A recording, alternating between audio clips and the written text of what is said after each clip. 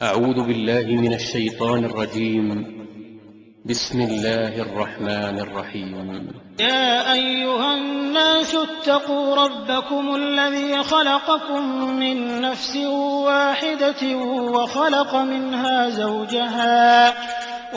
منها زوجها وبث منهما رجالا كثيرا ونساء واتقوا الله الذي تساءلون به والأرحام إن الله كان عليكم رقيبا وآتوا اليتامى أموالهم ولا تتبدلوا الخبيث بالطيب ولا تأكلوا أموالهم إلى أموالكم إنه كان حوبا كبيرا وإن خفتم ألا تقسطوا في اليتامى فانكحوا ما طاب لكم.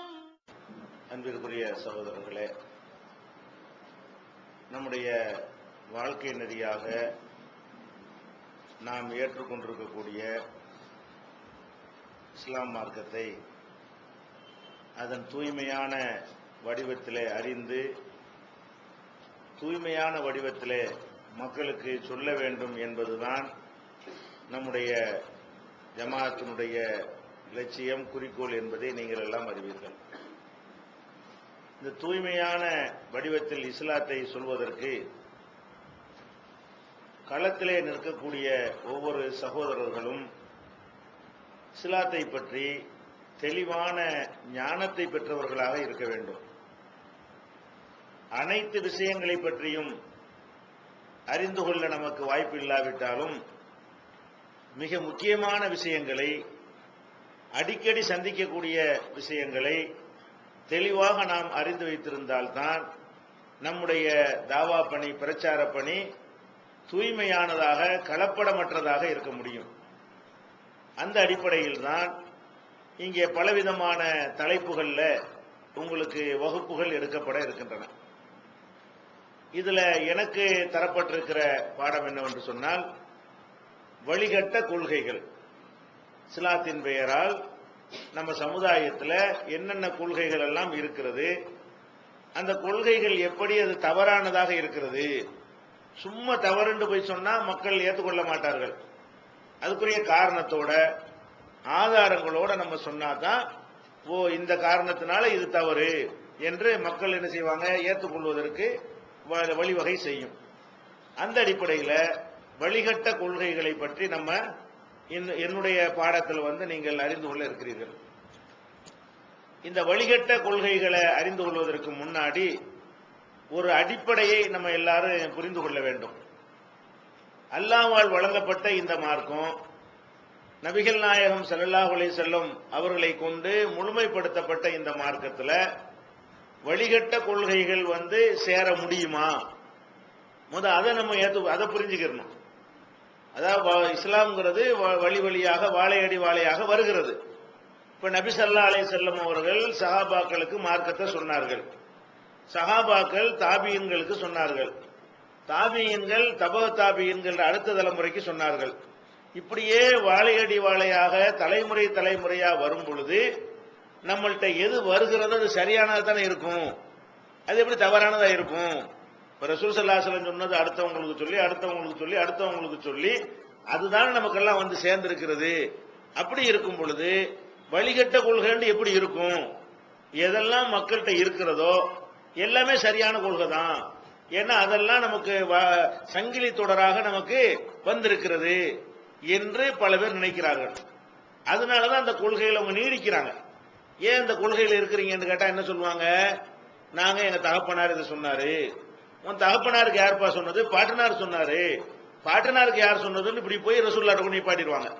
இவர்கள் செய்கிற ஒவ்வொரு தவறான கொள்கைக்காரர்களும் அந்த தவறான கொள்கை எங்கிருந்து வந்ததாக சொல்வார்கள் என்றால், நபிகள் நாயகம் ஸல்லல்லாஹு அலைஹி வஸல்லம் அவங்கள்ட்ட இருந்து வந்தது, வழி வழியாக வந்தது என்று சொல்லும் பொழுது இது கரெக்ட் மாதிரி தெரியுது என்று நீங்களே திகைச்சு நின்றுவீங்க. நமக்கு தெரியும் அது தவறுன்னு சொல்லி இந்த கொஸ்டினுக்கு பதில் சொல்ல முடியாம, இந்த வாதத்துக்கு பதில் சொல்ல முடியாம, இப்ப சரிதானே சங்கிலி தொடரா தானே வருது, அது எப்படி இடையில கலப்படம் நுழைய முடியும் அப்படிங்கிற மாதிரி நம்ம என்ன செய்வோம், நினைத்து விடுவோம். அப்ப முதல்ல நம்ம என்ன புரிந்து கொள்ள வேண்டும் என்றால், எந்த ஒரு கொள்கையை நபிமார்கள் சொன்ன கொள்கையா இருந்தாலும் அவர்கள் எப்படி சொன்னார்களோ அப்படியே தலைமுறை தலைமுறையாக பாதுகாக்கப்பட்டு வருமா? அப்படி இஸ்லாம் சொல்லுகிறதா, கலப்படம் சேரும் என்று சொல்லுகிறதா? இதை நீங்க அடிப்படையை விளங்கிக் கொள்ள வேண்டும். நம்ம குர்ஆன் ஹதீஸை ஆராய்ச்சி செய்து பார்க்கும் பொழுது ஒவ்வொரு நபிமார்களுடைய கொள்கைகளுமே அவங்களுக்கு பிறகு அப்படியே அடுத்த தலைமுறைக்கு போனதே கிடையாது. அதுல கொஞ்சம் கூட்டி, கொஞ்சம் நீக்கி, கொஞ்சம் மாத்தி, அப்படித்தான் அடுத்த தலைமுறைக்கு போயிருக்கிறது. அந்த தலைமுறை அடுத்த தலைமுறைக்கு சொல்லும் பொழுது எதை கேட்டார்களோ அதை அப்படி சொல்லியிருப்பார்கள், சொல்லியிருக்க மாட்டார்கள். அவங்க கொஞ்சம் முன்ன பின்ன சேர்த்தான் சொல்லியிருப்பார்கள். அப்போ ஒவ்வொரு காலத்தை கடக்கும் பொழுதும் அது சிதைக்கப்பட்டு, மாற்றப்பட்டு, மறைக்கப்பட்டு, கூட்டப்பட்டு, குறைக்கப்பட்டு தான் என்ன செய்யும், அந்த அடுத்த தலைமுறைக்கு போய் சேரும். இதுதான் வரலாறுகள்ல இருந்தும், குர்ஆன் சொல்லி காட்டக்கூடிய வரலாறுகள்ல இருந்தும், ஹதீசுகள்ல இருந்தும் நாம் அறிந்து கொள்ளக்கூடிய உண்மை. இதுக்கு சான்றா எடுத்துக்கொள்வதாக இருந்தால், இப்ப இப்ராஹிம் அலைஹிஸ்ஸலாம் அவங்களுடைய வரலாறை நீங்க எடுத்துக்கொள்ளலாம். அவங்க ஒரு இறைவனை வணங்குவதற்காகத்தான் என்ன செஞ்சாங்க, ஒரு காபாங்கிற ஆலயத்தை கூட கட்டுனாங்க, அவங்களும் அவங்க மகனாரும் சேர்ந்து. அப்ப அல்லாஹ்வுடைய கலீல், உற்ற நண்பர் என்று கூட அவங்களுக்கு என்ன அல்லாஹ் அவங்களுக்கு ஒரு பேரையே கொடுத்த, பட்டத்தையே தகுதியே கொடுத்தான். அப்ப இப்ராஹிம் அலைஹிஸ்ஸலாம் அவங்க அவங்க மக்களுக்கு என்ன செஞ்சிருப்பாங்க, சரியான மார்க்கத்தை சொல்லியிருப்பாங்க. இப்படியே சரியான மார்க்கம் வழி வழியா வந்தது என்று சொன்னால், நபிகள் நாயகம் ஸல்லல்லாஹு அலைஹி வஸல்லம் காலத்துல அதே இப்ராஹிம் அலைஹிஸ்ஸலாமுடைய சந்ததிகள் 360 சிலை எப்படி வணங்குனாங்க? இப்ராஹிம் அலைஹிஸ்ஸலாம் அவங்க பிள்ளைக்கு மார்க்கத்தை சொன்னாங்க, அவங்க பிள்ளைக்கு சொன்னாங்க. இப்படியே கரெக்டா தான் மார்க்கம் சேரும் அப்படின்னு இருக்குமையானால், நபிகள் நாயகம் ஸல்லல்லாஹு அலைஹி வஸல்லம் அனுப்பப்பட்ட காலத்திலேயே இப்ராஹிம் அலைஹிஸ்ஸலாமுடைய மார்க்கம் தானே இருந்திருக்கணும். அந்த மார்க்கம் இல்லையே. அப்ப இப்ராஹிம் அலைஹிஸ்ஸலாத்துடைய சந்ததிகள் இத்தனைக்கு அவங்க, நம்ம எல்லாம் கூட ரசூலுல்லாஹ்வுடைய சந்ததி கிடையாது. அவங்க மொழியில கூட நம்ம வேறுபட்டவர்களா இருக்கிறோம். ஆனா அங்க மக்காவில் இருந்தவர்கள்லாம் யாருன்னு கேட்டீங்கன்னா, இப்ராஹிம் அலைஹிஸ்ஸலாமுடைய நேரடியான வாரிசுகள் தான், இஸ்மாயில் அலைஹிஸ்ஸலாமுடைய நேரடியான வாரிசுகள் தான். அப்ப நேரடி வாரிசா இருக்கிறவங்களே என்ன செஞ்சாங்க, இப்ராஹிம் அலைஹிஸ்ஸலாமுடைய மார்க்கத்துக்கு மாற்றமாக ஒரு இறைவனை வணங்குவதற்கு கட்டப்பட்ட பள்ளிவாசலுக்குள்ள கொண்டு போய் 360 சிலைகளை வைத்து வழிபட்டார்கள். அப்ப இந்த வரலாறு நமக்கு எதை சொல்லுகிறது? அப்படியே மார்க்கம் வராது. ஒரு நபிமார்கள் காலத்தில் எப்படி அறிமுகப்படுத்தப்பட்டதோ அப்படியே அச்சு அசலாக மாற்றம் இல்லாமல் அடுத்த தலைமுறைக்கு வருமா என்று கேட்டால் வரவே வராது என்பதற்கு இப்ராஹிம் அலைஹிஸ்ஸலாமுடைய சந்ததிகள் வழிகட்ட கொள்கையில இருந்தது ஒரு ஆதாரமா நீங்க எடுத்துக்கொள்ளலாம். 360 எந்த அளவுக்கு கேட்டா 10 காரியங்கள் தான் மிச்சம் வச்சிருந்தாங்க.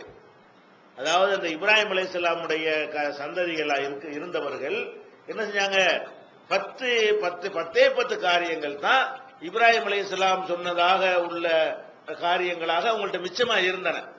அது ரசூல் ஸல்லல்லாஹு அலைஹி வஸல்லம் அவங்களே சொல்றாங்க. ஒரு அறிவிப்புல 5 கூட வருகிறது, ஒரு அறிவிப்புல 10 கூட வருகிறது. ஹம்சும் மினல் ஃபித்ரா, 5 காரியங்கள், அதாவது இப்ராஹிம் அலைஹிஸ்ஸலாமுடைய வழி வழியாக தொடர்ச்சியாக வந்து கொண்டே இருக்கிற காரியங்கள் அப்படின்னு சொல்றாங்க. அது என்ன 10 காரியங்கள் எடுத்துக்கிட்டீங்கன்னா ரொம்ப சின்ன சின்ன காரியங்கள் தான். சுன்னத்து பண்றது, இது கரெக்டா செய்யறாங்க. அப்ப இப்ப அடிப்படை அகீதாவும் நாசமா போச்சு. அல்லாஹ்வுடைய மேட்டர்லாம் தொலைச்சு விட்டாங்க. என்னடா மிச்சமா இருக்குன்னு பார்த்தா கரெக்டா என்ன பண்ணிடுறான், சுன்னத்து பண்ணி போடுறான். இந்த அக்குள் முடிகள் எல்லாம் உடல் ரீதியா சுத்தம் பண்ணி கொள்ளக்கூடிய அதை பாத்துக்கிறான், நகம் வெட்டிக்கிறான். இந்த மாதிரியான விஷயங்களாக தான் ரசூலுல்லாஹ் பட்டியல் போடுறாங்களே தவிர எந்த மாதிரி இல்ல, அல்லாஹ்வை கரெக்டா நம்புறது, அக்கீதாவுல ஒழுங்கா இருப்பது, மறுமையை நம்புறது, இந்த விஷயங்கள் எல்லாம் அவங்க பர்ஃபெக்டா இருந்தாங்க என்று சொல்லப்படவே இல்லை. அப்ப இந்த 10 காரியங்கள் அல்லது 5 காரியங்கள் இதுதான் மிச்சமாக இருந்தது என்று சொல்லுகிற அளவுக்கு ஒட்டுமொத்தமாக மொட்டையடித்திருந்தார்கள். இப்ராஹிம் நபியுடைய மார்க்கத்தை ஒட்டுமொத்தமாக நினைஞ்சிருந்தாங்க, அவங்க தொலைச்சி தலைமொழி இருந்த ஒரு நிலைமையை பார்க்கிறோம்.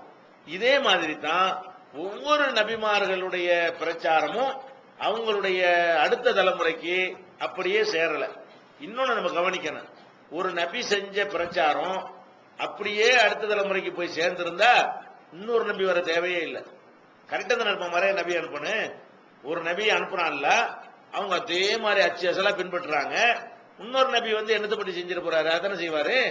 அப்ப இன்னொரு நபி அல்லாஹ் தொடர்ச்சியா அனுப்புனதை எதை காட்டுதுன்னு கேட்டா மாத்திட்டாங்க, மனிதனுடைய கைவரிசையில சேர்ந்து விட்டது. அப்ப தொடர்ச்சியாக நபிமார்கள் அனுப்பப்பட்டதற்குரிய காரணமே என்னன்னு கேட்டா வேதத்தையே மாத்திவிட்டாங்க. இது மற்றதெல்லாம் விடுங்க, வாழையடி வாழையா உள்ளத இந்த யூத கிறிஸ்தவர்களை பற்றி அல்லாஹ் சொல்லும் என்ன பண்றான்னு கேட்டா வேதத்தை மாத்தினாங்கன்னு சொல்றானா இல்லையா. அப்ப வேத புத்தகத்துல இருக்கிறதையே சிலது அழிக்கிற அளவுக்கு அவர்களுக்கு தைரியம் இருந்தது. வேதத்துல இல்லாத ஒன்றை எழுதி வைத்துக் கொண்டு இதான் வேதம் அப்படி எல்லாம் சொல்லி காட்டுறான். வயலுள் இல்லதீன எக்துபுனல் கிதாபி ஐதீகம், தங்கள் கைகளால் வேதத்தை எழுதி வைத்துக் கொண்டு சும்மா எப்போலுன ஹாதாமின் ஐந்தில்லா, இது அல்லாவிடமிருந்து வந்தது என்று சொல்கிறார்களே அவர்களுக்கு நாசம் உண்டாகிறது அப்படின்னு சொல்லி அல்லாஹ் என்ன செய்யறான், குர்ஆன்ல சொல்லி காட்டுகிறான். யாரை பற்றி? யூதர்களை. அப்ப யூதர்கள் யாரே? மூசா நபி, தாவூது நபியுடைய வழி வந்தவர்கள் தான் யூதர்கள் என்று சொல்றவங்க. அப்ப நபிமார்களுடைய வழிமுறையில வந்தவர்கள் என்ன பண்றாங்கன்னு கேட்டா அவங்களுக்கு கொடுக்கப்பட்ட வேதத்தையே மாத்தி சொந்தமாக எழுதி கொண்டதை வேதம்னு சொன்னார்கள். அப்ப அந்த மாதிரியான மாற்றங்கள்லாம் வந்திருக்கிறது. அப்ப அடிப்படையில் நீங்க என்ன விளங்கிக் கொள்ள வேண்டும் என்றால் நபிகள் நாயகம் ஸல்லல்லாஹு அலைஹி வஸல்லம் கொண்டு வந்த இந்த மார்க்கத்திலும் அவர்கள் கொண்டு வராதவை இருக்கலாம். அடிப்படையில் நீங்க என்ன செய்யணும், இருக்கிறதுங்கிறது நம்ம ஆதாரத்தோட காட்டுவோம், இருக்கலாம்ங்கிறது நீங்க கொள்கை அளவுல என்ன செய்யறது புரிஞ்சுக்கிறணும். இந்த இவ்வளவு நபிமார்கள் காலத்தில் ஏற்பட்ட மாதிரி நபிகள் நாயகம் ஸல்லல்லாஹு அலைஹி வஸல்லம் காலத்திலையும் நம்ம அவங்களுடைய சந்ததிகளாக சகாபாக்களாக இருந்தாலும் சரிதான், அவங்கள்ட்ட நேரடியா பாடம் படிச்சவங்களா இருந்தாலும் சரிதான், அவங்களும் சில மாற்றங்களை நினைச்சிருப்பாங்க, அறிந்தோ அறியாமலோ செய்துதான் இருப்பார்கள், அல்லது சிலது மறந்தோ விட்டோ தான் இருப்பார்கள். இப்படி படிப்படியாக வந்து பல விஷயங்கள் இருக்கிறதே காணா போயிருக்கும், இல்லாது சேர்ந்திருக்கும், சிலது வந்து வேற வடிவத்தில் அது மாற்றப்பட்டு போயிருக்கும். ரசூலுல்லாஹ் சொன்னது ஒன்னா இருக்கு, இவங்க வேற விதமா மிக்ஸ் பண்ணி வேற ஒரு தோற்றத்துல மாத்தி இருப்பாங்க. இது எல்லாமே நடந்திருக்கும். அப்படிங்கும் பொழுது இதை நீங்க இந்த கொள்கை ஏத்துக்கிட்டா தான், இதை நம்பினா தான் வழிகட்ட கொள்கைக்குள்ள நீங்க போக முடியும். வழிகட்ட கொள்கை கிடையாதுன்னு ஒருத்தர் நினைச்சான்னு சொன்னா, பேசிக்கே நம்பாம இருந்தான்னு சொன்னா நீங்க 1000 ஆதாரத்தை காட்ட நம்ப மாட்டாங்க. இந்த கொள்கை இந்த காரணம் தவறுன்னு சொன்னா அதெல்லாம் ரசூலுல்லாஹ் காலத்துல வருதுப்பா, தலைமுறையா வருதுப்பா. பேசிக்க உடைச்சாதான் என்ன செய்யும், இந்த வழிகட்ட கொள்கைகள் உடைக்க முடியும். ரசூலுல்லாஹ் காலத்துல இருந்து உள்ளது அப்படி வராது. இதை முதல்ல விளக்கணும். வழிகட்ட கொள்கையை விளக்குறதுக்கு முன்னாடி நபிகள் நாயகம் ஸல்லல்லாஹு அலைஹி வஸல்லம் சொன்ன கொள்கை அப்படியே வருமா, மாறி வருமா, அதுல திருத்தம் செய்யப்படுமா, திருத்தம் செய்யப்படாம வருமா, சேர்க்கப்பட வாய்ப்பு இருக்கா, சேர்க்கப்பட வாய்ப்பே இல்லையான்னா வாய்ப்பு இருக்குது என்பதற்கு ஒவ்வொரு நபிமார்களும் வந்தது. அந்த நபிமார்களை அவங்க கடவுளாக ஆக்குனது. ஈசா நபியை கடவுளாக்குனாங்களா இல்லையா? ஈசா நபியா இதுக்கு பொறுப்பு. அப்ப ஈசா நபி அவர்கள் கடவுளாக்கப்பட்டது, கடவுள் மகன் சொன்னதெல்லாம் அவங்க கொள்கை வந்து அப்படி வரலங்கிறதுக்கு ஆதாரம். அவங்க பேர்ல மதத்தை வச்சிருக்கிறாங்க, ஆனா அந்த பேர்ல மதத்தை வைத்துக் கொண்டு அவங்க எதை எதிர்த்தாங்களோ அதை செய்யறாங்க. ஈசா நபி எதை எதிர்த்தாங்களோ அதான் ஈசா நபி கொள்கை இப்ப உலகத்துக்கு என்ன செய்யறான் சொல்லி கொண்டிருக்கிற காட்சி. இப்படி நிறைய நீங்கள் தேடி பார்க்கலாம். பேசிக்கான ஒரு அடிப்படை வைத்துக்கொண்டு நீங்க நிறைய என்ன செய்யலாம், ரெஃபரன்ஸ் குறிப்புகள் எடுக்கலாம். இது வந்து மாற்றங்கள் வரத்தான் செய்யும். வழிகட்ட கொள்கை இருப்பது ஆச்சரியமானது கிடையாது, அது சாத்தியமானதுதான். இதை நம்ம வந்து பொதுவா விளங்கிக் கொள்றோம். குறிப்பாகவும் நமக்கு ஆதாரம் இருக்கிறது. பொதுவா விளங்கிக் கொள்வதை விட குறிப்பா ரசூல் ஸல்லல்லாஹு அலைஹி வஸல்லம் உம்மத்து இருக்காங்கல்ல, அந்த உம்மத்துல வழிகேடு வரும் என்று தனியாகவும் இருக்கு. பொதுவான நபிமார்களுடைய போதனைகளை வைத்து இப்படி தெரிஞ்சுக்கலாம். அதே மாதிரி ரசூல் ஸல்லல்லாஹு அலைஹி வஸல்லம் என்ன சொல்றாங்கன்னு கேட்டா, என்னுடைய உம்மத்துல இதெல்லாம் ஏற்படும்ங்கிறாங்க. நான் சொன்னபடி அப்படியே என்ன செய்யாது, மக்களுக்கு போய் சேராது என்பதை பல சந்தர்ப்பங்கள்ல அவங்க வந்து விளக்குறாங்க. எப்படி விளக்குறாங்க? ஒரு முறை அவங்க ஒரு பிரயாணத்துல போய் கொண்டிருக்கும் பொழுது ஒரு மரத்தை பார்க்கறாங்க. அந்த மரத்துக்கு பேர் வந்து ராத்து அன்வாத், ராத்து அன்வாத்னு சொல்லி அந்த மரத்துக்கு பேர் வச்சிருக்கிறாங்க. அந்த மரத்துல என்ன செய்யறாங்க கேட்டா, இது வந்து காபிர்கள் வந்து புனிதமாக கருதிய ஒரு மரம், அது சாதாரண மரம் இல்ல. காபிர்கள் என்ன பண்றாங்கன்னா அந்த மரத்தை வந்து ஒரு புனித மரம் என்று கருதி கொண்டாடி கொண்டிருக்கிற ஒரு மரம். அதுல என்ன செய்வாங்கன்னு கேட்டா, அவங்களுடைய தேவைகள் எல்லாம் நிறைவேறுவதற்காக வேண்டி அந்த மரத்தில் என்ன செய்வாங்க, கட்டி தொங்க விட்டுருவாங்க அந்த கோரிக்கைகளை. போருக்கு போறாந்தா வாழை தொங்க விட்டுருவாங்க. அப்புறம் அந்த எடுத்துட்டு போனா வெற்றி கிடைக்கும். கொஞ்ச நேரம் அந்த மரத்தில் அந்த வாழை தொங்க விட்டோம்னு சொன்னா அதுக்கப்புறம் அந்த வாழை எடுத்துக்கிட்டு போருக்கு போனோம்னா நம்ம ஜெயிச்சிடலாம். நீங்க கூட இந்த இந்தியாவில் நீங்க பார்க்கலாம், சில மரங்கள்ல குழந்தை வேணாட்டி குழந்தை வேணும் தொட்டி கட்டி போட்டிருப்பாங்க. அதுல தொட்டில் கட்டி போட்டா குழந்தை பிறக்கும் அப்படி நம்புறாங்க. இப்படி மரங்களை புனிதமாக கருதக்கூடிய தன்மை இந்த இந்தியாவில் உள்ள இந்து சகோதரர்கள்ட்ட இருக்கிற மாதிரி நபிகள் நாயகம் ஸல்லல்லாஹு அலைஹி வஸல்லம் காலத்தில் வாழ்ந்த அரபுகள்கிட்டையும் இருந்தது. அறியாமை கால முஸ்லிம் அல்லாத அரபுகள்கிட்ட இருந்தது. அப்ப இத சஹாபாக்கள் பாக்குறாங்க. இவங்க அந்த மாதிரி நம்பிக்கையிலிருந்து விடுபட்டு வந்தவங்க தான். சஹாபாக்கள் யாருன்னு கேட்டா, கல்லு மண்ணு கழுத குதிரை எல்லாம் வணங்கக்கூடாது, அதெல்லாம் புனிதம் கிடையாது, அந்த கொள்கை தப்புன்னு சொல்லி தான் வந்திருக்கிறாங்க.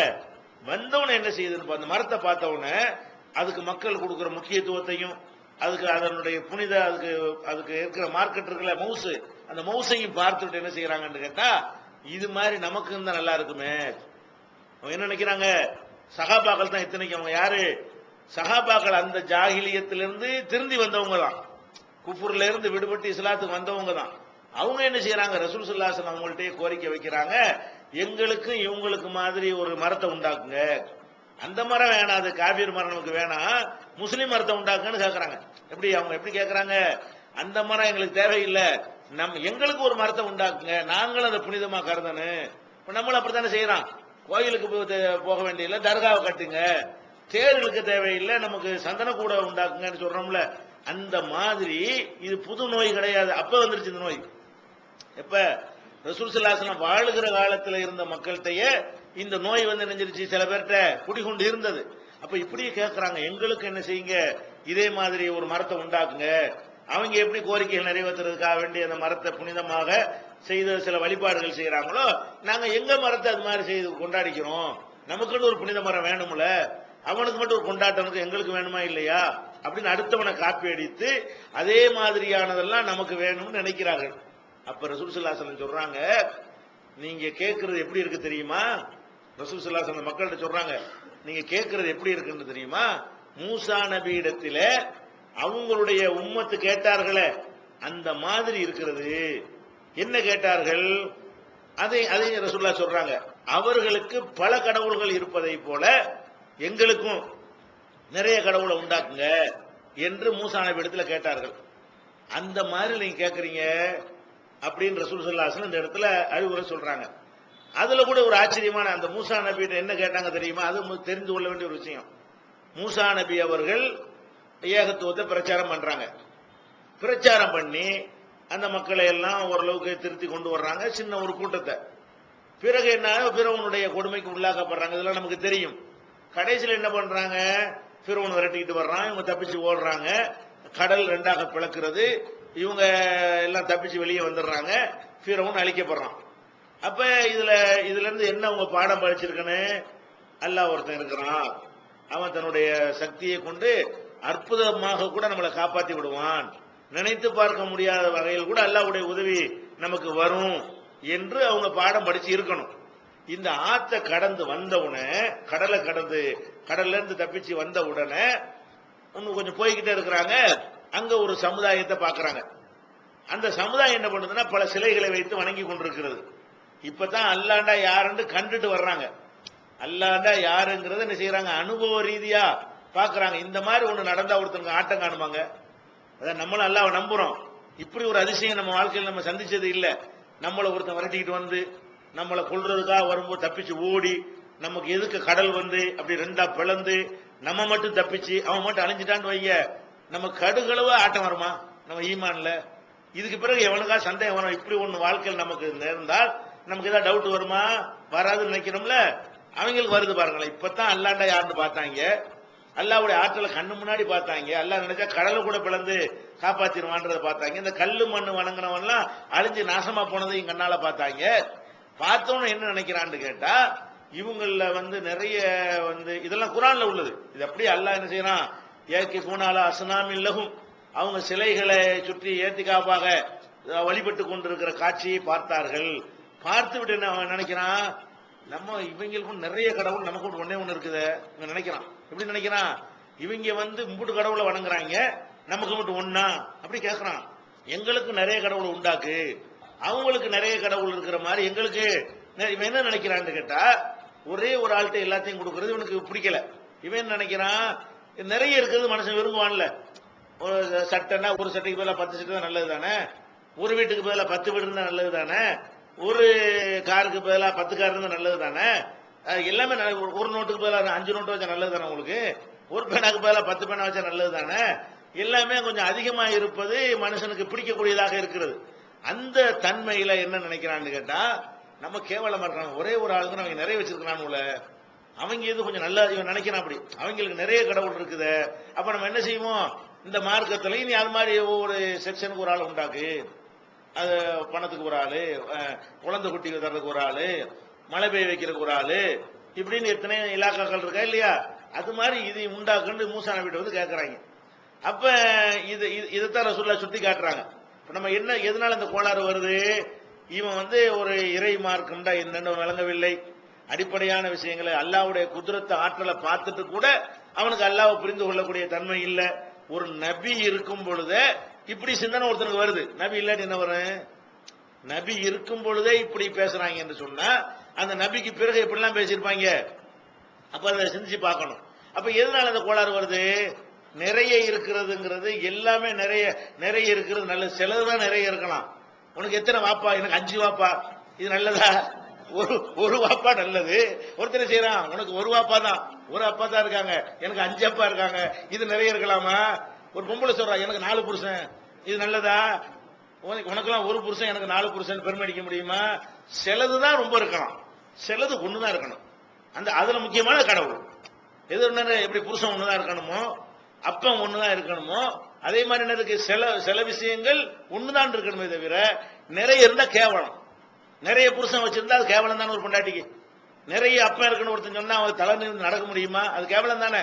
ஒருத்தனை பெறுவதற்கு 10 பேர் தேவையில்லைன்னா படைக்கிறதுக்கு ஏன்டா 10 பேரு, அதுவும் ஒருத்தன் இருக்கணும். அப்ப அந்த மாதிரியான பவர் ஆற்றலை சொல்லக்கூடிய விஷயங்கள்ல வந்து நிறைய இருக்கிறது நல்லதே இல்லை. ஆனா மூளை வேலை செய்ய மாட்டேங்குது. எல்லாம் அது மாதிரி நினைக்கிறாங்க. சட்டை மாதிரி வேட்டி மாதிரி நினைக்கிறாங்க.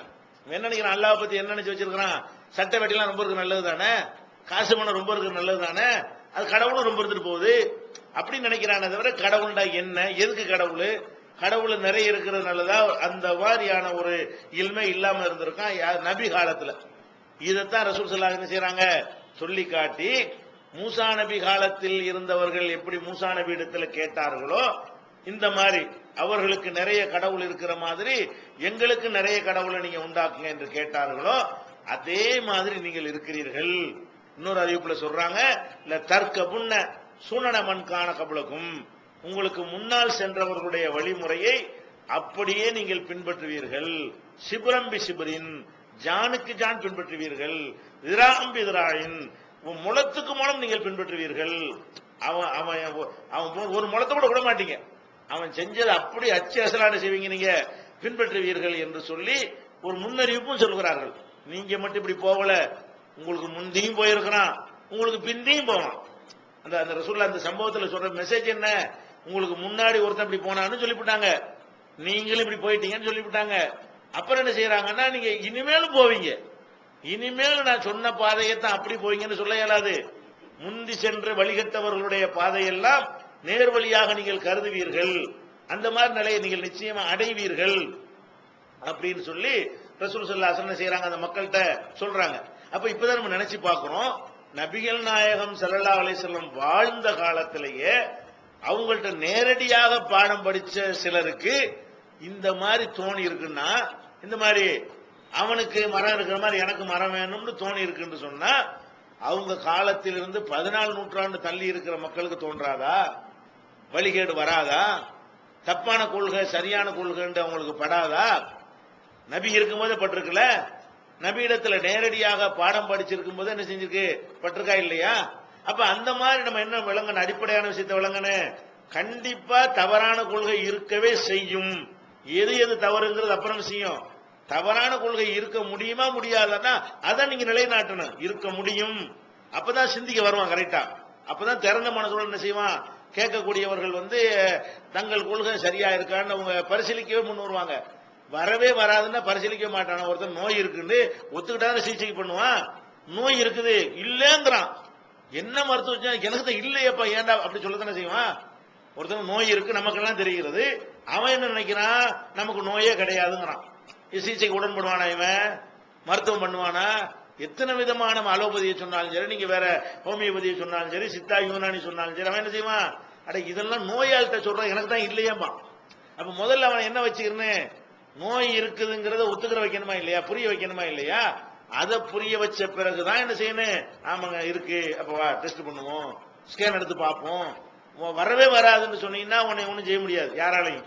வருங்கிறத ஒத்துக்கிட்டா அது என்ன செய்யலாம், அதை ஒத்துழைப்பான், கண்டறியலாம், அவனுடைய தவறுகளை சுட்டி காட்டலாம், அவனை ஏத்துக்கிடுவான். அதனால அதை சொல்றான். அப்ப ஃபர்ஸ்ட் நீங்க என்ன செய்யணும், மக்கள்கிட்ட சொல்லும் பொழுது தவறான கொள்கைகள் இந்த சமூகத்தில் நுழைய முடியும், நபிமார்கள் காலத்திலேயே நுழைந்து இருக்கிறது. அது ஒரு விஷயத்தை புரிஞ்சுக்கணும். இன்னும் சொல்ல போனால் நபி ஸல்லல்லாஹு அலைஹி வஸல்லம் சொன்னாங்க, இஸ்ரவேல் சமுதாயத்தை பற்றி சொல்லும் பொழுது அவங்க 72 கூட்டமா பிரிந்தார்கள். ரசூல் ஸல்லல்லாஹு அலைஹி வஸல்லம் சொல்லியிருக்காங்க, இன்ன பனி இஸ்ராயீல தஃபர்ரகத் அலா 72 மில்லா. இஸ்ரவேல் மக்கள் 72 கூட்டமா பிரிந்தார்கள். அப்ப ஒரு நபியுடைய உம்மத்து தானே, 72 போனா போவான். ஒரு நபியுடைய உம்மத்து ஒரு கூட்டமா தானே இருக்கணும். அப்ப 72 கூட்டங்களாக பிரிந்து போனார்கள். இன்ன உம்மத்தி தஃப்தரிகு அலா 73 மில்லா. என்னுடைய சமுதாயம் 73ஆக பிரியும் அப்படிங்கிறாங்க. சொல்லிட்டு அந்த 73ல ஒன்னு சொர்க்கத்துக்கு போகும், 72 நரகத்துக்கு போகும். அப்ப அவங்க கூட்டத்துல 72 நரகத்தான் போகணும் வழங்குது. அதாவது நம்ம இந்த கூட்டத்துக்கு தான் 73 ஒன்னு ஆகி ஒரு நேர்வழியில் ஒரு கூட்டம் தங்கிக்கிட்டே இருக்கும்னு உத்தரவாதம் தர்றாங்க. முந்தின சமுதாயத்தை பொறுத்த வரைக்கும் 72 பிரிஞ்சாங்கன்னு சொல்றாங்க ரசூல் ஸல்லல்லாஹு அலைஹி வஸல்லம். அதுல ஒருத்தர் நல்லவன்னு சொல்லல, அந்த 72மே நாசமா போன கூட்டம் தான். வேற வேற உம்மத்துகள் 72 பிரிஞ்சான 72மே அவனுக்கு பேசிக்லெஸ், அவனு எந்த ஒரு பேசிக்கலையும் அவன் பிரியவில்லை, அவன் மனோ இச்சை இப்படிதான் பிரிஞ்சிருக்கிறான். அப்ப ஒரு நபிமார்கள் கொண்டு வந்த ஒரு சமுதாயம் 72 பிரியுது, 72 நாசகார கும்பலா இருக்குதுன்னா என்ன அர்த்தம், நபிமாருடைய போதனை கம்ப்ளீட்டா தூக்கி போட்டாங்கன்னு அர்த்தம். நபிமாருடைய போதனை அப்படியே அந்த சமுதாயத்தில் என்ன செய்யல, வாழையடி வாழையா சங்கிலி தொடரா வரல என்றுதானா 72 நாசமா போறான். இந்த உம்மத்துக்கு அல்லாஹ் கொடுத்த கிஃப்ட் என்ன, 73 அவன் ஆக்கி அதே 72 இங்கேயும் வச்சுப்புட்டு அது 72ஓட நிக்குது. நமக்கு மட்டும் அல்லாஹ் என்ன செஞ்சிட்டான், ஒரு பிளஸா உன்னை அதிகமாக்கி நல்லவனும் இருப்பான், சரியானவும் சேரும். வேறவனுக்கு இந்த கேரண்டி கிடையாது. சரியா வரவே இல்லை, எல்லாம் நாசம், டோட்டலா வெளியேறது. அப்படி மொத்தத்தையும் மாத்திட்டாங்க, ஒருத்தம் கூட தேரல, ஒரு குரூப் கூட தேரல. இந்த உம்மத்துக்கு அல்லாஹ் கொடுத்த கிஃப்ட் என்னன்னு கேட்டா 73 பிரிவிங்க, அதுல குல்லுகும் பின்னார், எல்லா நரகத்துக்கு போவார்கள், இல்லா மில்லத்தம் வாஹிதா, ஒரு கூட்டத்தை தவிர அப்படிங்கிறாங்க. அந்த ஒரு கூட்டம் எதுன்னு சஹாபாக்கள் கேட்கிறாங்க. மான அலைஹில் யௌம வஸ்ஹாபி, நானும் என் தோழர்களும் இன்று எப்படி இருக்கிறோமோ அந்த மாதிரி இருக்கக்கூடியவர்கள் அப்படின்னு சொல்லி அந்த ஒரு கூட்டத்துக்கு ஒரு அடையாளத்தை சொல்லிவிட்டார்கள். நானும் என் தோழர்களும் இன்றைக்கு எப்படி இருக்கிறோமோ, இன்றைக்கு என்ன ரசூலுல்லாஹ் வாழும்போது, அதுக்கு பிந்தி வந்ததெல்லாம் எடுத்துக்கொள்ள கூடாது. நான் இன்றைக்கு நானும் என் தோழர்களும் எப்படி இருக்கிறோமோ அப்படி இருக்கக்கூடியவர்கள் தான் அந்த ஒரு கூட்டம்ங்கிறாங்க. அப்ப இதுல நம்ம என்ன வழங்குறோம், இந்த உம்மத்துகள்லையும் பிரிவு வரும், தப்பான கொள்கைகள் வரும், 1-2 வராது, 72 வரும். இது 1-2 கிடையாது. அப்ப மிக அதிகமாக வழிகேடு தான் இருக்கும், மிக அதிகமாக தவறான கொள்கை தான் இருக்கும். 73ல் 1ங்கிற கணக்குல தான் நேர்வழியில் உள்ளவர்கள் இருப்பார்கள்னா நம்ம 72ஐயும் எதிர்த்து களம் காண வேண்டி இருக்கிறது. நம்ம களம் காண்பது ஒண்ணுதான் சரியானதா இருக்கும். அந்த ஒரு கூட்டத்தினுடைய வேலை என்னன்னு கேட்டா 72 கூட்டம் என்ன செய்யணும், எதிர்த்து களம் காண வேண்டிய நிலையில் நம்ம இருக்கிறோம். அந்த ஒரு கூட்டம் எதுங்கிறது அந்த ஹதீஸ்ல விளக்கம் வந்து விட்டது. எல்லாரும் இந்த ஹதீஸ் சொல்லுவாங்க, 73 சொல்லும். இந்த 73 கூட்டத்துக்காரன் என்ன செய்வான்னு கேட்டா, அவன் 73 பிரிவார்கள், 70 நரகத்துக்கு போயிடும், 1 சொர்க்கத்துக்கு போவேன், அது நாங்க தாண்டுக்கிறோம். அந்த 1 சொர்க்கத்துக்கு போவோன்ற சொல்லிவிட்டு ஒவ்வொரு கூட்டத்துக்காரன் என்ன செய்வான், அந்த 1 யாரு, அது தப்லீகாரன் நாங்க தாண்டுக்கிறோம், ஜமாத் இஸ்லாமி அவன் நான் தாண்டுக்கிறோம், மதுஹபுக்காரன் நான் தான்மா, தரிகாக்காரன் நான் தான் சொல்லிக்கிறோம், மற்ற எல்லாத்தையும் 72 சேர்த்து விட்டுருவாங்க. ஆனா இதுக்கு நம்ம குழப்பமே தேவையில்லை. ஹதீஸ்ல உள்ள பாதியை மறைச்சதுனால இப்படி சொல்றான். ஹதீஸ்ல இந்த 1 என்னன்னு இருக்குதுல, நீ ஏன் உன் இஷ்டத்துக்கு சொல்ற, 72 நரகத்துக்கு போவோம், 1 சொர்க்கத்துக்கு போவோம். அந்த 1 எதுன்னு சஹாபாக்கள் கேட்டாங்களா இல்லையா, ரசூலுல்லாஹ் சொன்னாங்களா இல்லையா? நானும் என் தோழர்களும் இன்று எப்படி இருக்கிறோமோ அதன்படி இருப்பவர்கள். அப்ப அல்லாஹ்வுடைய ரசூல் காலத்தில் இருந்தபடிதான் மார்க்கம் இருக்கணும். அதுக்கு பிந்தி சஹாபாக்கள் சொன்னா கூட ஏற்றுக்கொள்ள கூடாது அப்படின்னு சொல்லக்கூடிய ஒரே கொள்கை எது? நம்ம சொல்லக்கூடிய ஒரு நம்ம மட்டும்தான் அதுல இருக்கிறோம். மற்ற எவனும் அந்த மாதிரி சொல்லக்கூடியவனும் கிடையாது. எந்த மாதிரி? நானும் என் தோழர்களும் எப்படி இன்றைக்கு இருக்கிறோமோ அந்த மாதிரி இருக்கக்கூடியவர்கள் தான் நேர்வழியில் உள்ளவர்கள் சொல்லக்கூடிய ஒரு கூட்டம் உங்க கண்ணு முன்னாடி தெரியுதா? இல்ல. நிறைய வாப்பா சொன்னது, அம்மா சொன்னது, தாத்தா சொன்னது, அஜர்த்து சொன்னது, மௌலானா சொன்னது, தலைவர்கள் சொன்னதுன்னு பின்பற்றிட்டு இருக்கிறாங்க. அல்லாஹ்வுடைய ரசூல் காலத்தில் இல்லாத பல விஷயங்களை மார்க்கம்னவங்க ஏற்றுக்கொண்டிருக்கிறார்கள். நம்ம மட்டும்தான் என்ன செய்யறோம்? ரசூல் காலத்தில் இல்லாட்டி மார்க்கம் இல்லை. ரசூல் ஸல்லல்லாஹு அலைஹி வஸல்லம் வாழும்போது எதை மார்க்கம்னு சொல்லவில்லையோ அது மார்க்கம் கிடையாதுன்னு நம்ம மட்டும்தானே சொல்றோம். அப்ப அந்த ஒரு கூட்டம் எதுங்கிறத எல்லாரும் இந்த ஹதீஸுக்கு சொந்தம் கொண்டாடினாலும் உண்மையில் அதுக்கு உரியவர்கள் யாரா இருக்கிறோம்னு கேட்டா நம்மள தான் இருக்கிறோம். இது வந்து ஒரு நம்ம அந்த இயக்கத்துல இருக்கிறோம் என்பதற்காக இதை சொல்லல. அந்த ஹதீஸ்ல நேரடியா இந்த இயக்கத்தை விட்டு வெளியே நின்று நீங்க பாருங்க. தௌஹீத் ஜமாஅத்தை விட்டு வெளியே நின்று நீங்க பார்க்கணும். எப்படி பார்க்கணும்? இந்த நம்ம எந்த இயக்கம் தூக்கி போட்டுருவோம். இந்த ஹதீஸ் என்ன சொல்லுது? 73 பிரிவார்கள், 70 நரகத்துக்கு போவோம், 1 சொர்க்கத்துக்கு போவோம். அது அந்த 1 எது? நானும் என் தோழர்களும் எப்படி இருக்கிறோமோ, இன்று எப்படி இருக்கிறோமோ அப்படி இருக்கக்கூடியவர்கள். அப்ப வந்து ரசூலுல்லாஹ்வும் தோழர்களும் மதுஹபிலையா இருந்தாங்க. அப்ப மதுஹபி 72 போயிச்சு, தெரியுதா இல்லையா? ரசூலுல்லாஹ்வும் தோழர்களும் தரிகாவுலையா இருந்தாங்க, இல்லன்னு தெரியுதா இல்லையா? அப்ப எல்லாமே இவங்க வந்து பெரியார் சொன்னார், மகான் சொன்னார் யாரெல்லாம் சொல்லி கொண்டிருக்கிறார்களோ, குர்ஆன் ஹதீஸ் அல்லாத வஹி இருக்குது, மார்க்கம் இருக்குன்னு யார் சொல்லுகிறார்களோ அவங்க எல்லாம் ஆட்டோமேட்டிக்கா அதுல போயிருவாங்க, 72 போயிருவாங்க. அப்ப இதை நம்ம என்ன செய்யணும்? மக்கள்கிட்ட ரசூல் ஸல்லல்லாஹு அலைஹி வஸல்லம் இப்படி பல விதங்களாக என்ன செய்யறேன் பிரிந்து போவார்கள் சொல்லியிருக்காங்களப்பா. அப்ப ஏன் நீ பிரிந்து போவாங்கிற கொள்கைகள் ஒத்துக்கிற மாட்டேங்கிற? பிரிஞ்சு போவாங்கன்னு ஒத்துக்க, அதுல ஒண்ணுதான் சரியா இருக்குன்னு ஒத்துக்க, 72 கெட்டதா இருக்குன்னு ஒத்துக்க. இப்ப பரிசீலிப்போம் எது கெட்டது எது நல்லதுன்னு. அப்படின்னு அந்த பேசிக்கை நம்ம வந்து ஆழமா போட்டு விட்டு ஒவ்வொரு கொள்கையா எடுத்துக்கொண்டு என்ன செய்யணும்? என்னென்ன வழிகட்ட கொள்கை நம்ம நினைக்கிறோமோ அதெல்லாம் எடுத்து வச்சு இப்ப இது வழிகட்டதா தெரியுதா இல்லையா உனக்கு அப்படின்னு நம்ம ஆதாரத்தோட கேட்டோம்னு சொன்னாதான் அந்த வழிகட்ட கொள்கையிலிருந்து என்ன செய்ய முடியும்? மக்களை மீட்க முடியும். பேசிக்க நீங்க போடணும். முதல் வேலை என்னது? இந்த சமுதாயத்தில் வழிகட்ட கொள்கை இருக்க முடியுமா முடியாதா? இதை வந்து என்ன செய்யணும்? நம்ம அதை வந்து மக்களுக்கு புரிய வைக்கணும். அதுக்கு தான் ரசூல் ஸல்லல்லாஹு அலைஹி வஸல்லம் என்ன எச்சரிக்கை பண்ணாங்க? ஈயாக்கும் முஹதஸாத்தில் உமூர், எனக்கு பிறகு புதிதாக உருவாகும் காரியங்களை விட்டு உங்களை எச்சரிக்கிறேன். இது என்னத்தை காட்டுது? புதிதாக உருவாகும் காட்டுதுல. இந்த ஹதீஸ்ல என்ன சொல்றாங்க? புதிதாக உருவாகும் காரியங்களை விட்டு எச்சரிக்கிறேன் என்றால் எனக்கு பிறகு புதுசு புதுசா உண்டாக்குவாங்க, அதை நீங்க செஞ்சிடாதீங்க. அப்ப நான் சொன்னது அப்படியே என்ன செய்யாது? அடுத்தடுத்த தலைமுறைக்கு போவாது. அப்படியே போகும், போனாலும் நம்மள்ட்ட தௌஹீத் இருக்குது, அனைவருக்கும் போவாது. அதே மாதிரி அதே வடிவத்தில் வரும், வந்துகிட்டு இருக்கும். அது அனைவருக்கும் அது மாதிரி வராது. அதுவும் இருக்கும், கலந்தும் இருக்கும். 72 மிக்ஸ் ஆகி போயிருக்கும், ஒன்னே ஒன்னு சரியா. அதனால இப்படி சொல்றாங்க, ஈயாக்கும் முஹதஸாத்தில் உமூர், அதாவது உருவாக்கப்படுகின்ற காரியங்களை விட்டு நான் எச்சரிக்கிறேன். ஒவ்வொரு புதிய காரியங்களும் அனாச்சாரங்கள், ஒவ்வொரு அனாச்சாரங்களும் வழிகேடு, ஒவ்வொரு வழிகேடும் உங்களை நரகத்தில் கொண்டு சேர்த்துலாம் எச்சரிக்கிறாங்களே. அதெல்லாம் நமக்கு எதை காட்டுது? ரசூல் ஸல்லல்லாஹு அலைஹி வஸல்லம் காலத்திற்கு பிறகும் மார்க்கத்தில் பல விஷயங்கள் உண்டாகும், தப்பான கொள்கைகள் உண்டாகும் காட்டுதா இல்லையா? அதே மாதிரி ரசூல் ஸல்லல்லாஹு அலைஹி வஸல்லம் சொல்றாங்க மஹ்ஷர் மைதானத்தில். மஹ்ஷர்னா என்ன? சொர்க்கத்திற்கோ நரகத்திற்கோ செல்வதற்கு முன்னாடி உள்ள நிலைக்கு பேர் தான் மஹ்ஷர். சொர்க்கத்துக்கு போயிட்டா அது சொர்க்கம், நரகத்துக்கு போயிட்டா அது நரகம். ரெண்டுக்கும் முன்னாடி எல்லாம் எழுப்பி விசாரிப்போம்ல, அந்த விசாரிக்கப்படக்கூடிய 4 பேர் என்னது? மஹ்ஷர். மக்கள்லாம் எழுப்பி நிற்கக்கூடிய, இறைவன்ட்ட கேள்வி கணக்குக்கு பதில் சொல்லக்கூடிய 4 பேர் தான் மஹ்ஷர்னு சொல்லுவோம், மஹ்ஷர் மைதானம். அப்ப அந்த மைதானத்தில் நம்ம எல்லாம் நிற்கக்கூடிய நேரத்தில் சூரியன் தலைக்கிட்ட வந்துடும், கொதிக்கும், மூளையெல்லாம் கொதிக்கும். அந்த மாதிரியான வெப்பமாக இருக்கும் பொழுது நம்ம வந்து தண்ணீருக்கு எல்லாம் என்ன செய்வாங்க? அளம் ஓதுவார்கள். அந்த வெப்பம்னா ஒரு 50,000 வருஷத்துக்கு நிகரான ஒரு பெரிய நீண்ட நாள் அது, அல்லாஹ்விடத்தில் உள்ள நாள், பெரிய நாள் அது. அந்த அவ்வளவு பேருக்கு விசாரணை முடியணுமா இல்லையா? ஒரு நாள் சொன்னாலும் இந்த ஒரு நாள் அல்லது, அந்த ஒரு நாள் என்னது? பெரிய அளவில் உள்ள ஒரு நாள். அந்த மாதிரி நேரத்தில் நம்ம வந்து வெயில நின்று கொண்டிருப்பது, தலைக்கு மேல சூரியன், இந்த சூரியன்ல வேற சூரியன் தான், அது எதுவும் அழிச்சிருவான் நல்லா சூரியனை எல்லாம், அது வேற சூரியன். அப்ப அந்த மாதிரி தலைக்கு மேல நிற்கக்கூடிய நேரத்தில் நம்ம எல்லாரும் என்ன செய்வோம்? தாகத்திற்காக தண்ணி கிடைக்குமா, நிழல்ல இருந்து வெயில்ல இருந்து தப்பிக்க நிழல் கிடைக்குமா அப்படின்னு நம்ம தேடுவோம். 7 பேருக்கு அல்ல அந்த நிழலையும் கொடுப்பான். அந்த நேரத்தில் மண்ட காயிற நேரத்தில் அரசுக்கு கீழே சிலர் என்ன செய்யுமா இல்ல 7 கூட்டத்தை வைப்பான், அது தனியா இருக்கட்டும். அது தண்ணி தேவைப்படுமா இல்லையா? அவ்வளவு வேர்வைகள் வெளியேறுச்சுன்னா தண்ணி சத்து வேணும் மனுஷனுக்கு.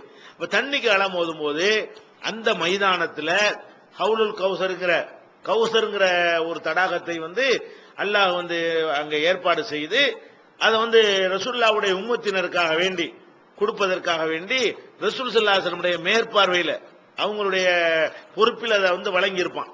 அப்ப மக்கள் என்ன செய்வாங்க, தாகமா இருந்தவன தூரத்தில் தெரிகிற அந்த தடாகத்தை நோக்கி என்ன செய்வாங்க, ஓடி போய் தண்ணி குடிச்சு ஓடியாந்துருவோம் என்று மக்கள் வருவாங்க.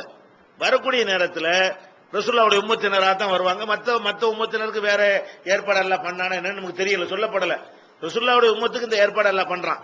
அதனுடைய பொறுப்பாளர் ரசூல் ஸல்லல்லாஹு அலைஹி வஸல்லம் என்ன செய்யறான், நியமிக்கிறான். அப்ப வரும்போது என்ன செய்யறாங்கன்னு கேட்டா, ரசூலுல்லாஹ்ட்டை மொத்தமா கொடுத்துட்டாலும் கண்காணிக்கிறதுக்கு மலக்குகள் எல்லாம் போட்டிருக்கான். சூப்பர்வைசரா என்ன செய்யறான், அல்ல மலக்குகளை வேற நியமிச்சு வச்சிருக்கான். வர்றாங்களா, வேகமா வர்றாங்களா, மலக்குகள் என்ன செய்வாங்க, சில பேர் பிடிச்சி நிப்பாட்டி விடுவாங்க. இந்த தண்ணி குடிப்பதற்காக வரும் பொழுது மலக்குகள் என்ன செய்வாங்க, உங்களுக்கு பர்மிஷன் கிடையாது அப்படின்னு ரசூல் ஸல்லல்லாஹு அலைஹி வஸல்லம் அங்க இருந்து பார்ப்பாங்க. சில பேர் தன்னை ஹவுலுல் கௌசரை நோக்கி வர்றதையும் மலக்குகள் இடையில பிடிச்சி தடுக்கிறதையும் பார்த்துட்டு அவங்க ரசூல் ஸல்லல்லாஹு என்ன சொல்லுவாங்கன்னு கேட்டா, அஸ்ஹாபி அவங்க எல்லாம் என்னுடைய தோழர்கள், நான் இந்த உலகத்துல வாழும் பொழுது என்னுடைய சஹாபாக்களா இருந்தவங்க, அவங்கள விடுங்க அப்படின்னு ரசூல் ஸல்லல்லாஹு அலைஹி வஸல்லம் யார்கிட்ட சொல்லுவாங்க, மலக்குகள்கிட்ட சொல்லுவாங்க. மலக்குகள்கிட்ட சொன்ன உடனே அல்லாஹ்விடமிருந்து பதில் என்ன சொல்லப்படும் கேட்டா, யா முஹம்மதே லா தத்ரி மா அஹதசு பாதக, உனக்கு பின்னாடி இவங்க எல்லாம் என்ன செஞ்சான்னு உனக்கு தெரியாது. நீ இருக்கும்போது உன் தோழர்களா இருந்தார்கள், உனக்கு பிறகு மார்க்கத்தில் புதிதாக சிலதை என்னெல்லாம் உருவாக்கினார்கள் என்று உனக்கு தெரியாது. புதிதாக பிதஅத் உண்டாக்குனவர்களுக்கு அங்க இடம் இல்லை. ரசூல் ஸல்லல்லாஹு அலைஹி வஸல்லம் சொன்ன மார்க்கத்தை அப்படியே பின்பற்றினவர்களுக்கு தான் அந்த தடாகம் கிடைக்குமே தவிர, பிதஅத் செய்பவர்களுக்கு ரசூலுல்லாஹ் சொல்லாத ஒரு விஷயத்தை மார்க்கம் நீங்க எப்ப உண்டாக்கி விட்டீர்களோ அப்போ உங்களுக்கு என்ன கிடையாது, ஹவுலுல் கௌசர்ல உங்களுக்கு இடம் கிடையாது என்று அவங்க விரட்டி அடிக்கப்படுவார்கள் அப்படின்னு வருது. இப்ப இதுல என்ன வழங்குறோம், நபி ஸல்லல்லாஹு அலைஹி வஸல்லமுடைய தோழர்களா இருந்தவர்களை கூட சிலதை உண்டாக்கி விடுவார்கள். எல்லாம் தடுக்கப்படுறாங்கல்ல. ரசூலுல்லாஹ் என் தோழர்கள் தான் ரெக்கமெண்ட் பண்றாங்க. அப்ப சஹாபாக்களா இருந்தவங்க கூட ரசூலுல்லாஹ் காலத்துக்கு பிறகு சில விஷயங்களை மார்க்கம்ங்கிற பெயர்ல சிலதை உண்டாக்கிடுவாங்க. அப்படி உண்டாக்கினால் அவர்களும் அவங்க தடுக்கப்பட்டா மற்றவங்க எல்லாம் ஏமாத்துறோம், நம்ம பிதஅத் உண்டாக்குனா ஏமாத்துறோம், அவங்களே தடுக்கப்பட்டுறாங்க, சஹாபாக்களே தடுக்கப்பட்டு விடுகிறார்கள். அப்ப அந்த மாதிரி தடுக்கப்பட்டு விடுகிற காட்சி என்ன செய்யறோம் பார்க்கிறோம். மலக்குகள் பட்டியல் வச்சுட்டு எல்லாத்தையும் தடுத்துருவாங்க. நம்ம ஏதாவது பிதஅத் செஞ்சுட்டு போனா அந்த சஹாபாக்களை கண்டுபிடிச்ச மாதிரி மலக்குகள் நம்மளையும் கண்டுபிடிச்சிருவாங்க. பட்டியல 9 பேர் இருக்கு, தள்ளு வெளியே. அப்ப உங்களுக்கு ரசூலுல்லாஹ் குரல் கூட கொடுக்க மாட்டாங்க. சஹாபாக்கள் குரல் கொடுத்தாங்க தெரிஞ்சதுனால, வாழும்போது நெருங்கி பழகி இருப்பாங்கல்ல, இந்த உலகத்துல வாழும்போது பார்த்திருக்கிற காரணத்தினால அவங்க எல்லாம் என் தோழர்கள் சொன்னாங்க. இந்த காலத்துல உள்ள ஒருத்தன் பிதஅத் செஞ்சுட்டு போனா சொல்லவா செய்வாங்களா, இவன் யாருன்னு தெரியாத, தெரிஞ்சவங்களுக்கு ரெக்கமெண்ட் பண்ண முடியல, ரெக்கமெண்ட் பண்ணா ஏத்துக்கிறல. அப்ப நம்ம இதுல என்ன வழங்குறோம், அப்ப ரசூல் ஸல்லல்லாஹு அலைஹி வஸல்லம் காலத்திற்கு பிறகு பிதஅத்துகள் இந்த சமூகத்தில் உண்டாகும். ரசூலுல்லாஹ் சொல்லாத விஷயங்கள் மார்க்கம்ங்கிற பேர்ல என்ன செய்யும், உள்ள நுழையத்தான் செய்யும். அப்ப இந்த அடிப்படை நிறைய மாதிரி சான்றுகள் இருக்கிறது. ரசூலுல்லாஹ் காலத்திற்கு பிறகு புதிதாக மார்க்கத்தில் என்ன செய்யும், உண்டாக்கத்தான் செய்வாங்க. தப்பான கொள்கை நுழைஞ்சுக்கிட்டே தான் இருக்கும்.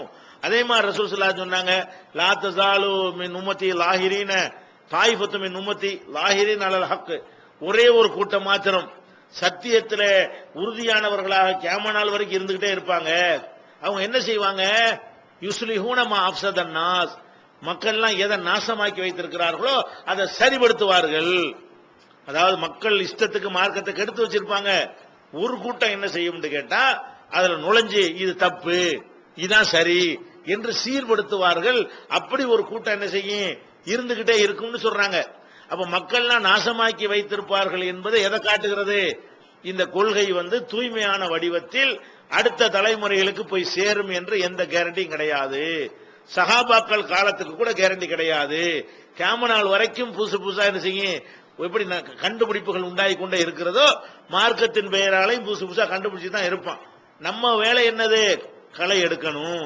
அதுல இருந்து சுத்தப்படுத்தணும், 72 ஓச்சு கட்டணும், அதுக்காக பாடுபடணும். இந்த ஒரு அடிப்படையான விஷயங்கள் என்ன செய்யணுங்க, மனசுல வைத்துக் கொள்ள வேண்டும். இஸ்லாத்தை குர்ஆன் மற்றும் ஹதீஸ் வாயிலாக அறிந்திட அழகிய இணையதளமான onlinepj.com என்ற இணையதளத்திலிருந்து எடுக்கப்பட்ட இஸ்லாம், அரசியல் மற்றும் சமூக கேள்விகளுக்கான பதில்களின் ஒரு தொகுப்பு. கொள்கை விளக்கம், தொழுகை, நோன்பு, ஜக்காத், ஹஜ், அரசியல் மற்றும் பொதுவான பதில்கள் உள்ளிட்ட சுமார் 300 கேள்விகளுக்கான பதில்கள் அடங்கிய இந்த புத்தகத்தின் விலை ரூபாய் 150 மட்டுமே. கிடைக்கும் இடம் TNTJ வீடியோ விஷன், எண் 30, அரண்மனைக்காரன் தெரு, மண்ணடி, சென்னை 1. செல் 9500168989. தவறான கொள்கைகள் ஏராளமாக சமுதாயத்தில் இருக்கிறது. அதுல முக்கியமான ஒரு கொள்கையை நம்ம இன்றைய தினம் எடுத்துக்கொள்வோம்.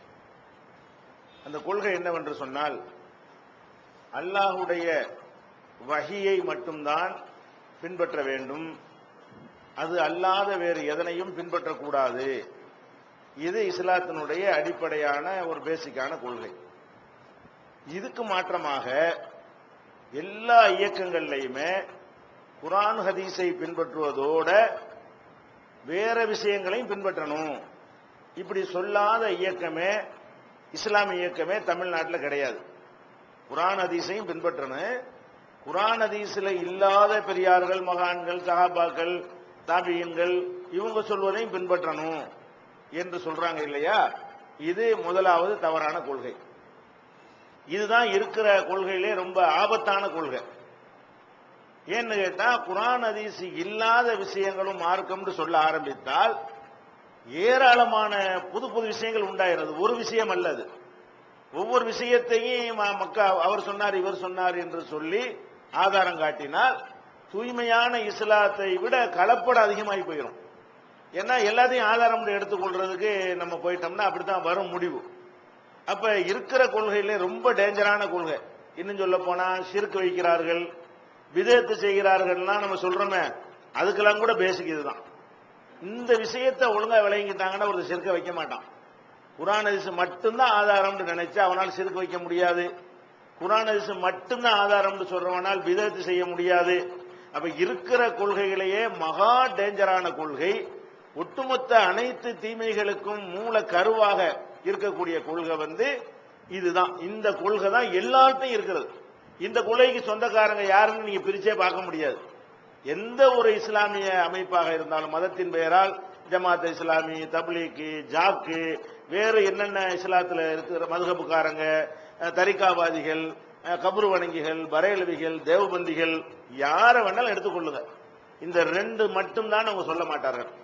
குர்ஆன் ஹதீஸை பின்பற்றலாம்னு சொல்வார்களே தவிர இது ரெண்டு மட்டும்தான், வேற விஷயம் இல்ல இப்படி சொல்லவே மாட்டாங்க. அப்ப இந்த விஷயத்துல மாறுபட்டதுனாலதான் நிறைய விஷயங்கள்ல அவங்களுக்கு நமக்கு மத்தியில் என்ன இருக்கு, வேறுபாடு வருகிறது. ஃபர்ஸ்ட் நம்ம என்ன பண்ணணும்னு கேட்டா, இந்த கொள்கை எப்படி எல்லாம் தவறு, ஏன் குர்ஆன் ஹதீஸ் இல்லாம வேற விஷயங்களை பின்பற்றினா என்ன, இந்த விஷயங்களை நம்ம ஆதாரத்தோட தெரிஞ்சுக்கிட்டா, இந்த ஒரு விஷயத்தை மட்டுமே உங்க வாழ்நாள் முழுதும் எடுத்து நீங்க பிரச்சாரம் பண்ணினால் வேற எந்த கொள்கையும் தனியா பிரச்சாரம் பண்ண வேண்டியதில்லை. இதை மட்டும் ஆழமா மக்கள்கிட்ட உட்கார வச்சுட்டீங்கன்னா மத்தெல்லாம் தன்னால ஓடி போய்விடும். எத்தனை பேர் தேவபந்திகள் இருப்பாங்க, அவங்க ஷிர்க்கை எதிர்க்கிறோம்னு சொல்லுவாங்க, அவங்களால ஒழிக்க முடியாது. ஏன்? அவங்க ஷிர்க்கை எதிர்க்கிறோம்னு சொல்லி கொண்டு அதுக்கு என்ன ஆதாரம் காட்டுவாங்கன்னா, அந்த மௌலானா சொன்னாங்க, இந்த மௌலானா சொன்னாங்கன்னு சொல்லி காட்டுவாங்க. அவன் என்ன செய்வான், இந்த மௌலானா இப்படி சொல்லிக்காரன்றான், பேசிக்கு விழுந்து போயிடுது. அவங்களால ஷிர்க்கையும் ஒழிக்க முடியல. பிதஅத்தை ஒழிக்கிறேன்னு சில பிதஅத்தை தேவபந்துக்காரங்க எதிர்ப்பாங்க. எதிர்த்து என்ன செய்வாங்க, அவங்களால ஒழிக்க முடியுமான்னா முடியாது. ஏன்? அவங்களே சில பிதஅத்தை செய்வாங்க, அதுக்கும் யாராவது ஒருத்தர் ஆதாரமா காட்டுவாங்க. அப்ப இந்த எல்லா தீமைகளையும் ஒழிக்கிறதுல எல்லா இயக்கங்களும் தோத்து போனதுக்கு காரணமே இதுதான். இப்ப நம்ம மட்டும் இன்னைக்கு அதுல வெற்றி கண்டிருக்கோம்னா வச்ச கொள்கை கரெக்டா இருக்கிறதுனாலதான். இஹ்லாஸாவும் இருக்கிறோம், அல்லாஹ்வுக்காக செய்யறோம், எடுத்துக்கொண்ட பேசிக் கரெக்டா இருக்கிறதுனாலதான் அடிச்சு எல்லாத்தையும் தகர்த்து நொறுக்கிக்கிட்டு போறோம். மக்கள் அதை ஈர்க்கக்கூடிய வகையில் இருக்கிறார்கள். அதனால ரொம்ப ஆபத்தான கொள்கை இதுதான் என்பதை நீங்க விளங்கிக் கொள்ள வேண்டும். ஷிர்க் எல்லாத்துக்கும், மதுஹப், தரிகா எல்லாத்துக்கும் பேசிக் என்னன்னா இதை விட்டு விலகுனதுதான். குர்ஆன் ஹதீஸ் மட்டும்தான் மார்க்கங்கிறத விட்டு இப்ப விலகுறாங்களோ அவங்கள்ட்ட எல்லாமே உண்டாயிரும். புதுசு புதுசா நிறைய விஷயங்கள் என்ன செய்யறேன் உண்டாகிவிடும். அப்ப இந்த குர்ஆன் ஹதீஸ் மட்டும்தான் மார்க்கங்கிறத நீங்க விளங்கின சரியான கொள்கையும் அந்த கொள்கை தவறுங்கிறதையும் நம்ம என்ன செய்யணும், ஆதாரத்தோட விளங்கணும். முதல்ல ஒவ்வொரு ஆதாரமா இதுக்கு பார்க்கலாம். முதலாவது ஆதாரம் என்னன்னு கேட்டா, இப்ப ஆதம் அலைஹிஸ்ஸலாத்தை அல்லாஹ் தன் கையால் படைத்தான். படைத்து அவருக்கு எல்லா விதமான ஆற்றலையும் அறிவையும் அல்லாஹ் கொடுத்தான். இது நமக்கு ஒரு தெரிந்த விஷயம். இதுக்கு ஆதாரம் காட்ட வேண்டிய அவசியம் கிடையாது. அந்த ஆதம் அலைஹிஸ்ஸலாம் அவர்களை அல்லாஹ் அனுப்புறான், திருப்பி அனுப்புறான். அவருடைய தவறுக்காக வேண்டி சொர்க்கத்திலிருந்து அல்லது அந்த பூஞ்சோலையிலிருந்து அவர் என்ன செய்யறான், வெளியேற்றுறான். வெளியேற்றும் போது அல்லாஹ் ஒரு விஷயத்தை சொல்லி அனுப்புறான். அதுதான் மனித சமுதாயத்துக்கு வந்த முதலாவது கட்டளை. அதுதான் மனித குலத்துக்கு அல்லாஹ்விடமிருந்து வந்த முதல் கட்டளை என்ன, ஆதம் அலைஹிஸ்ஸலாத்தை இறக்கும் போது ஒரு செய்தியை சொல்றான். இந்த செய்தி நீங்க 2:38 பார்க்கலாம், 123 பார்க்கலாம். 2வது அத்தியாயம் 38வது வசனத்திலையும் நீங்கள் இதை பார்க்கலாம். 20வது அத்தியாயத்தில் 123வது வசனத்திலையும் பார்க்கலாம்.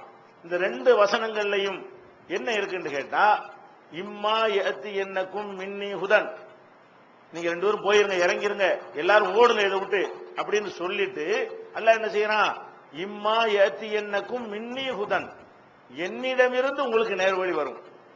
ஃபமன் தபிய ஹுதாய, என் வழியை யார் பின்பற்றுகிறாரோ அவருக்கு ஃபலா கௌஃபுன் அலைஹிம் வலா ஹும் யஹ்சனூன், அவங்களுக்கு பயமும் இல்லை, கவலைப்பட மாட்டார்கள் என்று அல்லாஹ் சொல்றான். அப்ப ஆதம் அலைஹிஸ்ஸலாத்தை அனுப்பும் போது, உனக்கு நிறைய நான் அறிவை தந்திருக்கிறேன், மலக்குகளை எல்லாம் உன்னை ஜெயிக்க வச்சுட்டேன், அந்த அளவுக்கு உனக்கு ஆற்றல் இருக்கிறது, என்னுடைய வல்லமையெல்லாம் நீ கண்கூட பார்த்த. நம்மள அல்லாஹ்வுடைய வல்லமையை பார்க்கல. அவர் தான் முதல் ஆளா படைக்கப்பட்டிருக்கும் பொழுது அல்லாஹ் தான் படைச்சாங்கிறது அவருக்கு கன்ஃபார்மா தெரியும். நமக்கு நம்பிக்கை அடிப்படையில் நம்ம நம்புறோம். அப்ப அவர் அல்லாஹ் தான் நம்மளை படைத்தான் என்று முதல்ல உணர்ந்து கொண்டவர் அவர் தான். அப்ப அந்த மாதிரியான ஒரு ஆற்றலும் அறிவும் கொடுக்கப்பட்டு அல்லாஹ்வுடைய வல்லமையை கண்கூடாக கண்டவர் ஆதம் அலைஹிஸ்ஸலாம். அப்ப ஒரு மனிதன் அவனாகவே மார்க்கத்தை தீர்மானிச்சுக்கலாம் என்பது அல்லாஹ்வுக்கு உடன்பாடாக இருந்தால் இவருக்கு அந்த அதிகாரத்தை கொடுத்திருக்கலாம். அவ்வளவு ஜீனியஸ் அவர். ஆதம் அலைஹிஸ்ஸலாம் பண்ணிருக்கலாம், உனக்கு தான் எல்லாரையும் கொடுத்துட்டேன்லப்பா, நீ என்னிடம் செய்தி எதிர்பார்க்கிற அப்படின்னு சொல்லாம நீ போ, ஆனா என்ன செய்யணும் நான் தான் சொல்லுவேன். அல்லாஹ் என்ன செய்யறான், இம்மா யஅதி என்னக்கும் மின்னி ஹுதன், என்னிடமிருந்து உனக்கு நேர்வழி வரும், என்கிட்ட இருந்து மெசேஜ் அப்பப்போ வந்துகிட்டே இருக்கும், அதைத்தான் நீ பின்பற்றணுமே தவிர உன் இஷ்டத்துக்கு உனக்கு சரின்னு பட்டதெல்லாம் நீ செய்யக்கூடாது. இதான் மனித குலத்துக்கு வந்த முதல் ஆர்டர். என்னது, அல்லாஹ்விடம் இருந்து மனித சமுதாயத்துக்கு வந்த ஃபர்ஸ்ட் கட்டளை என்னது, நான் சொல்றதான் நீங்க கேட்கணுமே தவிர உன் இஷ்டத்துக்கு நடக்கக்கூடாது. இந்த அதிகாரத்தை நான் உனக்கு தரல, யாருக்கும் தரல அப்படின்னு அல்லாஹ் சொல்லிவிட்டான். அப்ப நம்ம இந்த இதுல நம்ம என்ன விளங்குறோம், ஆதம் அலைஹிஸ்ஸலாம் அவர்களுக்கு இது இல்லை என்று சொன்னால் சஹாபாக்களுக்கு எப்படி இது இருக்கும், தாபீன்களுக்கு எப்படி இது இருக்கும், இமாம்கள் சொல்லக்கூடியவங்களுக்கு இந்த அதிகாரம் எப்படி இருக்கும், அவங்களையும் பின்பற்றலாம்ங்கிறது. அவங்க வகுத்ததெல்லாம் சட்டமாகும்னா அப்ப ஆதம் அலைஹிஸ்ஸலாத்துக்கு அதை கொடுத்திருப்பான எல்லாரையும் அவருக்கு தான் நல்லா கொடுத்தான். அதில் உள்ள கொஞ்சம் நஞ்சம் தான் நமக்கு கிடைச்சிருக்கிறது, அனைத்தையும் சேர்த்து அவர்கள் எல்லாம் கொடுத்திருக்கிறான். அல்லம ஆதமல் அஸ்மா குல்லஹா, எல்லா பொருள்களுடைய பெயர்களையும் ஆதம் அலைஹிஸ்ஸலாத்துக்கு நெஞ்சம் அல்லாஹ் கற்றுக் கொடுத்ததாக சொல்லி காட்டுகிறான். அப்ப நம்ம ஃபர்ஸ்ட் நம்ம என்ன மக்கள்கிட்ட புரிய வைக்க, நம்மளும் புரிந்து கொள்ளணும், அல்லாஹ்விடம் இருந்துதான் செய்தி வரும் என்பதில் அல்லாஹ் ஒரு காலத்திலேயே அதை காம்ப்ரமைஸ் செஞ்சது கிடையாது. ஏன் சொல்லத்தான் நீ கேட்கணும் என்ற ஒரு விஷயத்துல யாருக்காகவும் அல்லாஹ் என்ன செய்யல, அந்த ரைட், அந்த வணக்கத்தை எப்படி விட்டு தர மாட்டேங்கிறானோ அதே மாதிரி மார்க்க விஷயங்கள்ல அந்த அதிகாரத்தை அடுத்தவங்க கையில எடுக்கிறதுக்கு அவன் உடன்படவே மாட்டான், அது அவங்க கையில தான் இருக்கும் என்பதில் அல்லாஹ் தெளிவாக இருக்கிறான். அப்ப இந்த ஒரு 2 வசனமே எல்லாத்துக்கும் போதுமானது. முதல் கட்டளை இதான் வந்திருக்குது, ஆதம் அலைஹிஸ்ஸலாத்துக்கு இதை கொடுக்கல, அப்பயும் அவர் சொன்னார் இவர் சொன்னாருங்கிற, அவருக்கே அல்லாஹ் எல்லாத்தையும் சொல்லித்தானே கொடுத்துருக்கிறான். இது ஒரு பேசிக்கா எடுத்துக்கிறங்க. அதே மாதிரி நபிகள் நாயகம் ஸல்லல்லாஹு அலைஹி வஸல்லம் அவர்களுக்கும் நமக்கும் சேர்த்து அல்லாஹ் என்ன பண்றான்னு கேட்டா ஒரு பொதுவான ஒரு கட்டளையை விடுறான். சில கட்டளைகள் நம்மளை பார்த்து பேசுற மாதிரி இருக்கும், சில கட்டளைகள் நபிகள் நாயகம் ஸல்லல்லாஹு அலைஹி வஸல்லம் அவங்கள பார்த்து பேசுற மாதிரி இருக்கும். அந்த கட்டளைகள்லாம் என்ன சொல்லும்னு கேட்டா, வஹியை பின்பற்றுங்க, என்னிடமிருந்து உங்களுக்கு அருளப்பட்டதை நீங்க பின்பற்றுங்க, நான் உனக்கு என்ன சொல்றேன்னா அதை நீ பின்பற்றணும், உன் இஷ்டத்துக்கு பின்பற்றக்கூடாது என்று சொல்லி இந்த மாதிரி கருத்துப்பட குர்ஆனில் முதல் ஆதம் அலைஹிஸ்ஸலாம் நம்ம எடுத்துக்கிட்டோம், அது பேசிக்காக சொன்னது. குர்ஆனை நீங்க எடுத்து பார்த்தீங்கன்னா நபிகள் நாயகம் ஸல்லல்லாஹு அலைஹி வஸல்லம் அவர்களையும் நம்மையும் நோக்கி இத ரொம்ப அழுத்தமா அல்லாஹ் என்ன செய்யறான், பதிவு பண்றான். எப்படி எல்லாம் சொல்றான் எடுத்துக்கிட்டீங்கன்னா, 7வது அத்தியாயத்துல 3வது வசனத்தை எடுத்தால், இத்தபிவு நீங்கள் பின்பற்றுங்கள், மா உன்சில இலைக்கும் ரப்பிக்கும் உங்கள் இறைவனிடமிருந்து உங்களுக்கு அருளப்பட்டதை பின்பற்றுங்கள். உங்களுக்கு இறைவனிடமிருந்து என்ன அருளப்பட்டது, நான் தான் உங்களுக்கு என்ன செய்யணும்னு கட்டளையிடக்கூடியவன், நான் சொல்றது நீங்க கேளுங்க. இத்தபிவு நீங்கள் பின்பற்றுங்கள், மா உன்சில இலைக்கும் ரப்பிக்கும் உங்கள் இறைவனிடமிருந்து உங்களுக்கு அருளப்பட்டதை பின்பற்ற வேண்டும். இதுவே ஒரு போதுமான விளக்கமாக இருக்கிறது. ஆனா அல்லாஹ் என்ன செய்யறான், அதுக்கு நெகட்டிவாவும் சொல்லி காட்டுறான். இதை பின்பற்றுங்க, இதை பின்பற்றாதீங்க, இதுலயே எல்லாம் வழங்கி போச்சுதான். ஆனா அல்லாஹ் என்ன செய்யறான்னு கேட்டா, ஒலா தத்தபிவு மின் தூனிஹி அவுலியா அல்லாஹ்வாகிய என்னை விட்டுட்டு வேற ஆட்களை நீங்க பின்பற்றிடாதீங்க. அப்ப என்னைய பின்பற்றுங்க, நான் சொன்னதை பின்பற்றுங்க என்று சொன்னாலே தெளிவாகி விடுகிறது. ஆனா அல்லாஹ் அதுல ஒரு டவுட்டே வரக்கூடாதுன்னு நினைக்கிறான், தெளிவு சந்தேகமே வரக்கூடாது இந்த விஷயத்துல என்பதற்காக வேண்டி இதை செய்யி இதை செய்யாதுன்னா வெயிட் கூட தானே. இது நல்லதை செய்யின்றாலே கெட்டதை செய்யக்கூடாதுன்னு அர்த்தம். நல்லதை செய்யி கெட்டதை செய்யாதுன்னா அது கொஞ்சம் அழுத்தம் கூட. அதுல வேற மாதிரி திசை திருப்பிக்கிட்டு என்ன செய்ய முடியாது, போக முடியாது. அல்லாஹ் என்ன செய்யறான்னா இரட்டை தாப்பால்னு சொல்லுவாங்க இல்லையா, 2 தாப்பால போடுறான். ஒண்ணு என்னது, உங்கள் இறைவனிடம் இருந்து இறக்கப்பட்டதை நீங்கள் இறக்கப்பட்டது என்னங்கிற 2வது கொள்கையில வச்சுக்கிறோம். குரான் மட்டும்தான் மார்க்கமாங்கிற அது ஒரு தனியான கொள்கை. இறக்கப்பட்டது என்பதுல ஹதீஸ் அடங்கும், வழங்குதா? அது நம்ம 2வது கொள்கையை சொல்லும் பொழுது அதற்குரிய ஆதாரங்களை வைத்துக் கொள்வோம். அப்ப அல்லாஹ்விடம் இருந்து அருளப்பட்டதை நீங்கள் பின்பற்றுங்கள், அதை விட்டுட்டு வேற யாரும் நீங்க செய்யாதீங்க, நீங்கள் பின்பற்றி விடாதீர்கள். அப்ப இது என்ன நம்ம காட்டுகிறது, குரான் ஹதீஸ் மட்டும்தான் மார்க்கமே தவிர அல்லாஹ்விடம் இருந்து அருளப்பட்டது வேற என்னவா இருக்கும்? ஒரு மனிதனுடைய கருத்துல அவனுக்கா தோன்றக்கூடியது எப்படி அல்லாஹ்விடம் அருளப்பட்டதா இருக்கும்? ஒரு சஹாபியுடைய உள்ளத்திலேயோ, ஒரு இமாமுடைய உள்ளத்திலேயோ, ஒரு மார்க்க அறிஞருடைய உள்ளத்திலேயோ, ஒரு தலைவருடைய உள்ளத்திலேயோ, அல்ல அதிகமான மக்களுடைய உள்ளத்திலேயோ தோன்றக்கூடிய ஒரு விஷயம் எப்படி அல்லாஹ்விடம் அருளப்பட்டதா இருக்கு? அல்லாஹ்விடமிருந்து அருளப்பட்டதுங்கிற வார்த்தை எதை காட்டுது? வரணும், டைரக்டா வரணும், அங்கிருந்து செய்தி அங்கிருந்து வந்தா தான் நம்ம ஏற்றுக்கொள்ள வேண்டும். எனக்கு அப்படிதான் தோணுகிறது, எனக்கு அப்படித்தான் விளங்குகிறதுங்கிறதுலாம் என்ன செய்யாது, அது அங்கிருந்து அருளப்பட்டதா இருக்காது. உனக்கு தோன்றியதா இருக்குமே தவிர அது அல்லாஹ்விடம் இருந்து அருளப்பட்டதாக என்ன செய்யாது, இருக்காது. அப்ப இந்த வசனத்திலையும் அதாவது 7:3 என்ன செய்யறான்னு கேட்டா, அதாவது இத்தபியுமா உன்சில இலைக்கும் ரப்பிக்கும் வலா தத்தபியும் மின் தூனி அவுலியான்னு சொல்லிட்டு இதுல எல்லாம் சொல்றான். இதுலதான் எல்லாம் அவுட் ஆயிடுறாங்க. இல்ல கலீலம்மா ததக்குரும், குறைவாகத்தானப்பா நீங்க சிந்திக்கிறீங்க. மேட்ரை தான் மெயினான மேட்ரு இல்லையா? அதுல எல்லாம் என்ன செய்யறான், அதுக்கு அடுத்து முடிக்கும் போது எப்படி முடிக்கிறான்னா, கலீலம்மா ததக்குரும், நீங்க மாதிரி தௌஹீத் ஜமாத் மட்டும் தான் இருப்பீங்க. வழங்குதா? அந்த கருத்து சின்ன கூட்டமா தான் இருப்பீங்க, அதிகமான பேர் ஒத்துக்க மாட்டேங்கிறான். கலீலம்மா ததக்குரும், குறைவாகத்தான் நீங்கள் என்ன செய்கிறீங்க, சிந்திக்கிறீங்க. இந்த விஷயத்தை அதிகமான பேர் விளங்குற மாட்டேங்கிறான். இதுதான் மேட்ர பேசிக். இதுதான் இந்த பேசிக்ல தான் எல்லாரும் கோட்டை விடுறாங்கிறதுக்கு தான் என்ன செய்யறான், அதிகமான மக்கள் கோட்டை விடுவது இதுலதான். கலீலம் மா ததக்கரும், நீங்க குறைவாகத்தான் இதை விளங்கிக் கொள்கிறீர்கள். இது 7:3 அல்லாஹ் சொல்லி காட்டுகிறான். அதே மாதிரி 5வது அத்தியாயத்துல 48வது வசனத்துல அல்லாஹ் என்ன சொல்றான்னு கேட்டா, உனக்கு இந்த வேதத்தை நம்ம அருளினோம், உனக்கு இந்த வேதத்தை கொடுத்திருக்கிறோம். அல்லாஹ் ரசூலை பார்த்து பேசுறான். இது நம்மளை பார்த்து பேசல, ரசூலை பார்த்து பேசினாலும் நமக்கு உள்ளதுதான். அப்ப இந்த வேதத்தை உனக்கு அருளினோம், அந்த வேதம் தூய்மைப்படுத்தக்கூடிய உண்மைப்படுத்தக்கூடியதாக இருக்கிறது, தெளிவுபடுத்தக்கூடியதாக இருக்கிறதுன்னு சொல்லிவிட்டு ஃபஹ்கும் பைனஹும் பிமா அன்ஸலல்லாஹ், நான் இறக்கி இருக்கிறேன்ல இந்த வேதம், அதை கொண்டுதான் நீ தீர்ப்பளிக்க வேண்டும்.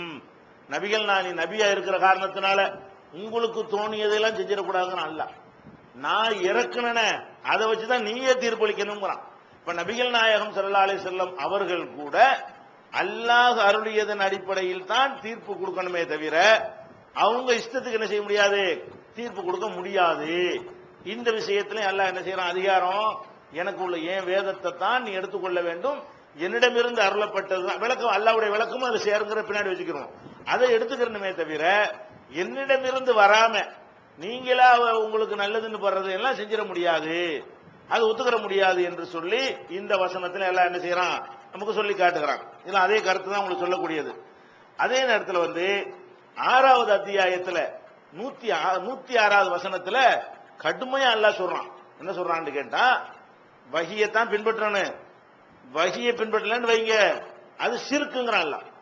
வஹியை பின்பற்றவங்க சின்ன விஷயமா நினைச்சிட்டு இருக்கிறாங்க, தர்காக்கு போறவன் எல்லாம் ஷிர்க் வைக்கிறவன், ஊர்ல ஷிர்க் வைக்காதால் நினைச்சிட்டு இருக்கிறாங்க. யாரு? குர்ஆன் ஹதீஸை தவிர மற்றதையும் ஆதாரம் என்று சொல்லக்கூடியவர்கள், பெரியார்கள், சஹாபாக்கள், மகான்கள், அவங்க சொன்னாலும் ஏற்றுக்கொள்ளணும் என்று சொல்வார்களேயானால் அவர்கள் அல்லாஹ்வுக்கு இணை கற்பிக்கிறவர்கள். ஏன்? அல்லாஹ் இடத்துல வச்சுட்டாங்கல்ல, நமக்கே தெரியுது. அல்லாஹ் சொல்லாட்டா கூட நமக்கு என்ன விளங்குது? அல்லாஹ் சொல்லத யார் சொல்ல கேட்கணுமோ அந்த இடத்துல வேற ஆளை வச்சா ஷிர்க் தானே. வணக்கத்துல கொண்டே வச்சா இப்படி ஷிர்க் ஆகுமோ, இவன் சொல்லத்தான் கேட்கணும்னு ஒருத்தன் இருக்கிறான், அவன் சொல்ல கேட்காம வேற ஆள் சொல்ல கேட்டா அவனுக்கு ஈக்குவல் ஆக்கிட்டு இருந்தான்னு அர்த்தம். ஒரு பள்ளிக்கூடத்துல பிரின்சிபால் இருக்கிறாரு, பிரின்சிபால் சொல்ல கேட்கணும். வாட்ச்மேன் சொல்றேன் ஒருத்தன் கேட்டான்னா பிரின்சிபால வாட்ச்மேனுக்கு சமமாக்கிட்டான்னு அர்த்தம். வாட்ச்மேனை வந்து பிரின்சிபாலுக்கு ஈக்குவல் ஆக்கிட்டான். அது தவிர வேற அர்த்தம் இருக்குமா? அப்ப அல்லாஹ் சொல்லாமலே நம்ம அறிவுக்கு என்ன விளங்குது? அல்லாஹ் சொல்றதை பின்பற்றுவதை விட்டுட்டு அதையும் எடுத்துக்கொண்டு அடுத்தவர் சொல்றதையும் நம்ம பின்பற்றினோமையானால் அந்த விஷயத்தில் அல்லாஹ்வும் அவரும் ஒண்ணு. அல்லாஹ் மாதிரி இவருக்கு சட்டம் வகுக்கிற அதிகாரம் இருக்கிறது. அல்லாஹ் எப்படி அவன் நினைச்சதை செய்யறதுக்கு அதிகாரம் படைத்தவனா இருக்கிறானோ, சரிந்து பட்டதை சொல்வதற்கு அதிகாரம் படைத்தவனா இருக்கிறானோ, அந்த மாதிரி யாருக்கு இருக்குது? இந்த பெரியார்கள், அறிஞர்கள், சிந்தனையாளர்கள், மக்கள், இவங்களுக்கெல்லாம் இருக்குதுன்னு தான் அர்த்தம். இது நமக்கு விளங்குகிறது. இருந்தாலும் அல்லாஹ் என்ன விட மாட்டேங்கிறான். அவன் வாயில அதை சொல்றான். அல்ல இது நமக்கே விளங்குது சொல்லாட்டாலும். ஆனா அதையும் அல்லாஹ் என்ன செய்யறான்? எப்படி சொல்றான்? அதாவது 6:106 சொன்னேன் இல்லையா, அதுல அல்லாஹ் சொல்லி காட்டுகிறான், இத்தபியமா ஊஹிய இலைக்க மின் ரப்பிக்க, உன் இறைவன் புறத்திலிருந்து அருளப்பட்டது என்ன செய்யணும்? வஹி, ஊஹியன்னா வஹியிலிருந்து வர்றது. இத்தபி நீ பின்பற்று, மா ஊஹிய இலைக்க மின் ரப்பிக்க, உன் இறைவன் புறத்திலிருந்து வஹியாக செய்தியா வருமே அதனை பின்பற்ற வேண்டும். லா இலாஹ இல்லாஹு, அவனை தவிர வணக்கத்துக்குரியவன் யாரும் இல்லை, அந்த இறைவனிடமிருந்து வந்ததனை பின்பற்ற வேண்டும். வஅரில் அனில் முஷ்ரிகீன், இந்த இணை கற்பிக்கிறவனை புறக்கணிச்சிரு. என்கிட்ட இருந்து வர்றதை தான் நீ பின்பற்றணும். இணை கற்பிக்கிறவன் புறக்கணிதான் அர்த்தம், மற்றதை பின்பற்றான்னு அர்த்தம். அப்ப அல்லாஹ்ட்ட இருந்து வந்ததை தவிர மற்றதை பின்பற்றவனுக்கு என்ன பேர் அல்லாஹ் கொடுக்குறான்? எந்த லிஸ்ட்ல சேர்க்கிறான்? கபர் வணங்குறவன் மட்டும் முஷ்ரிக்கு கிடையாது, சிலை வணங்குறவன் மட்டும் முஷ்ரிக்கு கிடையாது, கல்லு மண்ணு கழுத குதிரை வணங்கணும் மட்டும் முஷ்ரிக் கிடையாது. அதிகாரம், சட்டம் போடக்கூடிய அதிகாரம் அல்லாஹ்வுக்கு இருக்கிற மாதிரி இவருக்கு இருக்குது.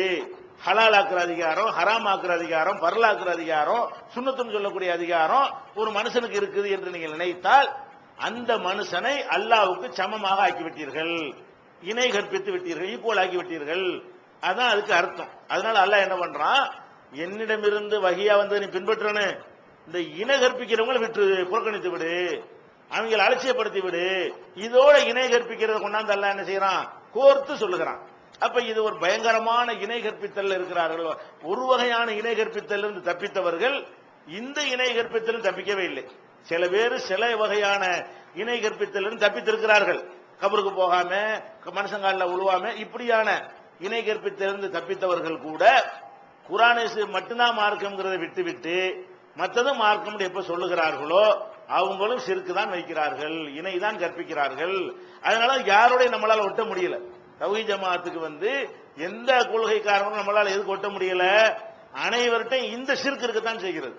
வேற வேற ஷிர்க்குகள் இல்லாம இருக்கலாமே தவிர இந்த ஷிர்க் இல்லாத ஒரு ஆள் யார் இருக்கிறா? எல்லாருமே இருக்கிறார்கள். அப்படி அவங்களோட போய் மேடையில் நம்ம ஏறுறது, அவங்கள நம்ம மேடையில் எப்படி ஏத்துறது? அவன் ஒரு ஷிர்க்கு செய்யறவனால இருக்கிறான் அப்படிங்கிறது நம்ம விளங்குகிறது. அது மாதிரி இன்னொரு விஷயம் இருக்கிறது.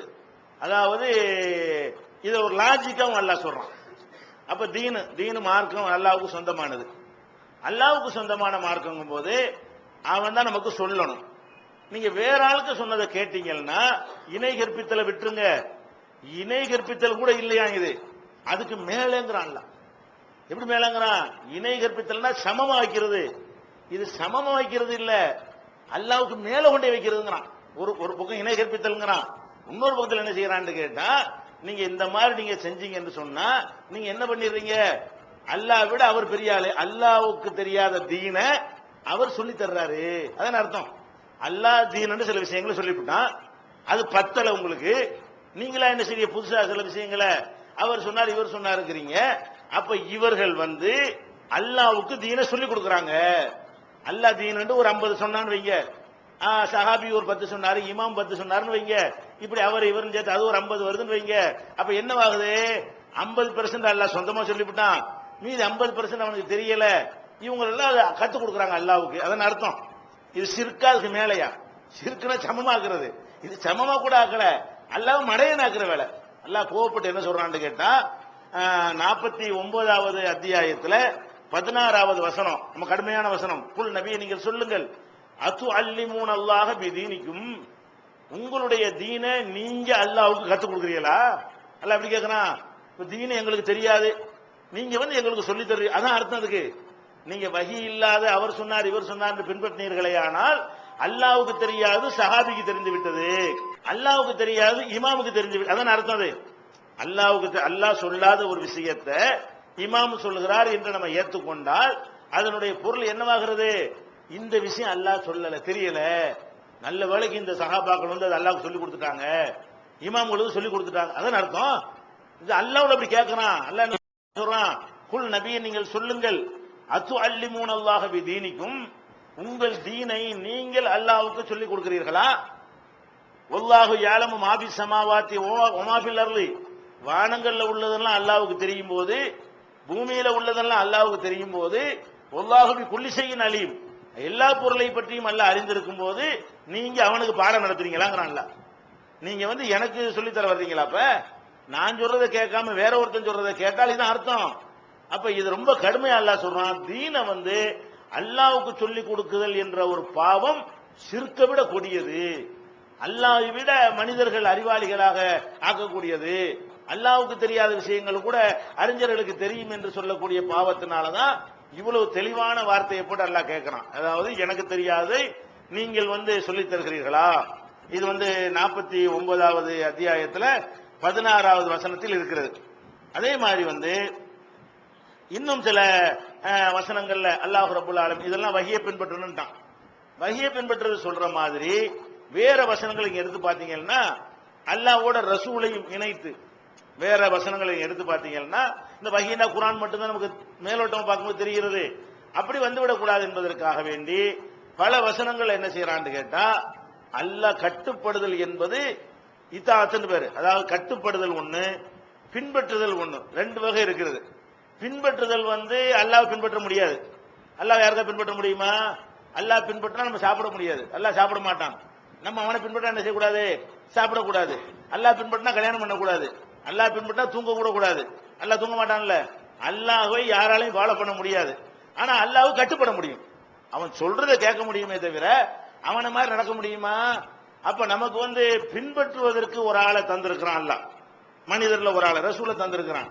கட்டுப்படுவதற்கு ரெண்டு பேரும், அல்லாஹ்வும் கட்டுப்படும் ரசூலும் கட்டுப்படணும். சொல்லு கேட்கறது பொறுத்த வரைக்கும் அல்லாஹ்வுக்கு நீங்க அல்லாஹ்வுடைய சொல்லையும் கேட்கணும், ரசூலுடைய சொல்லையும் கேட்கணும். பின்பற்றுவதை பொறுத்த வரைக்கும் ரசூலை மட்டும் தான் பின்பற்ற முடியும் இல்லையா? அல்லாஹ் கொடுத்த அந்த செய்தியை பின்பற்ற முடியும், குர்ஆனை பின்பற்ற முடியும். அல்லாஹ்வை என்ன செய்ய முடியாது? பின்பற்ற முடியாது. இப்ப அல்லாஹ் என்ன செய்யறான், அந்த கட்டுப்படுதலை பற்றி பேசும் பொழுது அல்லாஹ்வுக்கு கட்டுப்படுங்கன்னு மட்டும் சொல்ல மாட்டேங்கிறான். அல்லாஹ்வுக்கு கட்டுப்படுங்க, ரசூலுக்கு கட்டுப்படுங்க, அல்லாஹ்வாகிய நான் சொல்றதையும் கேளுங்க, என்னுடைய தூதர் சொல்றதையும் கேளுங்க என்ற கருத்துப்பட குர்ஆன்ல ஏராளமான வசனங்கள் இருக்கிறது. அவ்வளவு அது தனியா பட்டியல் போடுற அளவுக்கு என்ன இருக்குது? அல்லாஹ்வுக்கு ரசூலும் கட்டுப்படுங்கள். இந்த அல்லாஹ்வுக்கு ரசூலும் கட்டுப்படுங்கள்ங்கிற வசனத்துல இதை சொல்லக்கூடிய வசனங்களை எடுத்தீங்கன்னா அதை சொல்லிட்டு அதுக்கு பின்னாடி ஒன்னொன்னுக்கு ஒரு கருத்தை இணைச்சு அல்லாஹ் சொல்லுவான். அதுல நம்ம கூடுதல் பாடம் இருக்கு. அதனால ஒவ்வொரு சேர்ந்து பார்க்கத்தான் வேணும். இது எல்லாம் அல்லாஹ்வுக்கு கட்டுப்படுறதை பத்தி பேசுது, ரசூலுக்கு கட்டுப்படுறதை பேசுன்னு சொல்லிட்டு போக முடியாது. அதை சொல்லிவிட்டு அதனுடைய ரிசல்ட்டையும் சேர்த்து அல்லாஹ் சொல்லுவான். அதையும் இணைச்சு பாத்தீங்கன்னா ஒவ்வொரு வசனமும் ஒவ்வொரு விஷயத்தை கூடுதலா சொல்வதை நீங்க என்ன செய்யலாம், அறிந்து கொள்ளலாம். உதாரணமா எடுத்துக்கிட்டீங்கன்னா அல்லாஹ் சொல்றான், அதாவது குல் நபியை நீங்கள் சொல்லுங்கள். இது வந்து 24வது அத்தியாயத்துல 54வது வசனத்தில் அல்லாஹ் சொல்லி காட்டுகிறான். என்ன சொல்றான்னு கேட்டா, அத்தீஉல்லாஹ வ அத்தீஉர் ரசூல், அல்லாஹ்வுக்கு கட்டுப்படுங்கள், ரசூலுக்கு கட்டுப்படுங்கள். கட்டுப்படுறதோட மீனிங் என்ன? சொல்லு கேளுங்க அர்த்தம். கட்டுப்படுங்களுக்கு அர்த்தம் என்ன? அவங்க சொல்ல கேட்டு நடங்கள், கட்டுப்படுங்கள். அதுக்கப்புறம் இதை அவர்கள் இதான் மேட்ரு. அது சொல்லிவிட்டு பின்னாடி சொல்லுவான்ல, அதுல ஒவ்வொன்றையும் ஒரு வித்தியாசமான செய்தி இருக்கும். இப்ப இந்த வல்லவ் இதை அவர்கள் புறக்கணிப்பார்களே ஆனால் இன்னமா அலைஹிமா ஹும்மில, இந்த தூதருக்கு வந்து அவர் மீது சுமத்தப்பட்ட வேலை தான் என்று சொல்லுவார். அவ்வளவுதான் கடமை இருக்கிறது. அலைக்கும் ஹும்மில்தும், உங்கள் மீது சுமத்தப்பட்டது உங்களுக்கு இருக்கிறது. அல்லாஹ் என்ன சொல்லி காட்டுறான்டா, அல்லாஹ் ரசூலுக்கு கட்டுப்படுங்க, நீங்க புறக்கணிச்சீங்களா, அவர் ஒண்ணும் செய்யலாது, அவர் கடமையை அவர் செய்யறாரு. உங்கள் மீது சுமத்தப்பட்ட விஷயத்தை நீங்க செஞ்சு ஆகணும், இல்லைன்னா மாட்டிக்கிறவீங்க. அவர் இதைத்தான் சொல்லுவார், இதை சொல்லத்தான் அனுப்பி வச்சிருக்கிறேன். அதுக்கு என்ன அர்த்தம்? அல்லாஹ் ரசூலுக்கு கட்டுப்படுங்க, இதை நீங்கள் புறக்கணிப்பீர்களே ஆனால் அவர் மீது சுமத்தப்பட்டது அவருக்கு இருக்கிறது, உங்கள் மீது சுமத்தப்பட்டது உங்களுக்கு இருக்கிறது. அவர் சொல்ல வேண்டியதை கரெக்டா சொல்லிவிட்டாரு, நீங்க செய்ய வேண்டியதை ஒழுங்கா செஞ்சீங்களா, அல்லாஹ் ரசூலுக்கு மட்டும் கட்டுப்படணும் என்பதை ஏற்றுக்கொண்டீர்களான்னு நான் பார்ப்பேன் அப்படின்னு சொல்லிவிட்டு மறுபடியும் அல்லாஹ் சேர்க்கிறான், ஒயின் துதியூஹு தஹ்தது, அவருக்கு நீங்கள் கட்டுப்பட்டால் நேர்வழி பெறுவீர்கள்.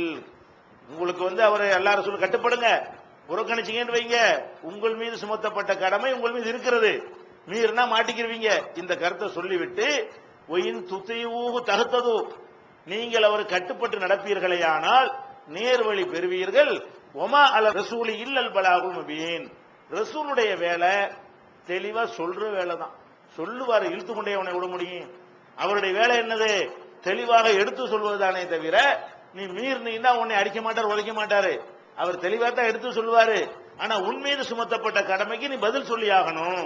இதை பின்பற்றவில்லை என்று சொன்னால் அது ஏன் பொறுப்பு, நான் பாத்துக்கிறேன், அவர் பார்க்க மாட்டாரு. அந்த ரைட்டையும் கொடுக்க மாட்டேங்கிறான். ரசூலுக்கு கட்டுப்படுங்கன்னு சொல்லிவிட்டு அவர் ரசூல் வச்சுக்கிறேன், அல்லா நல்ல வச்சுக்கூடாதீங்க.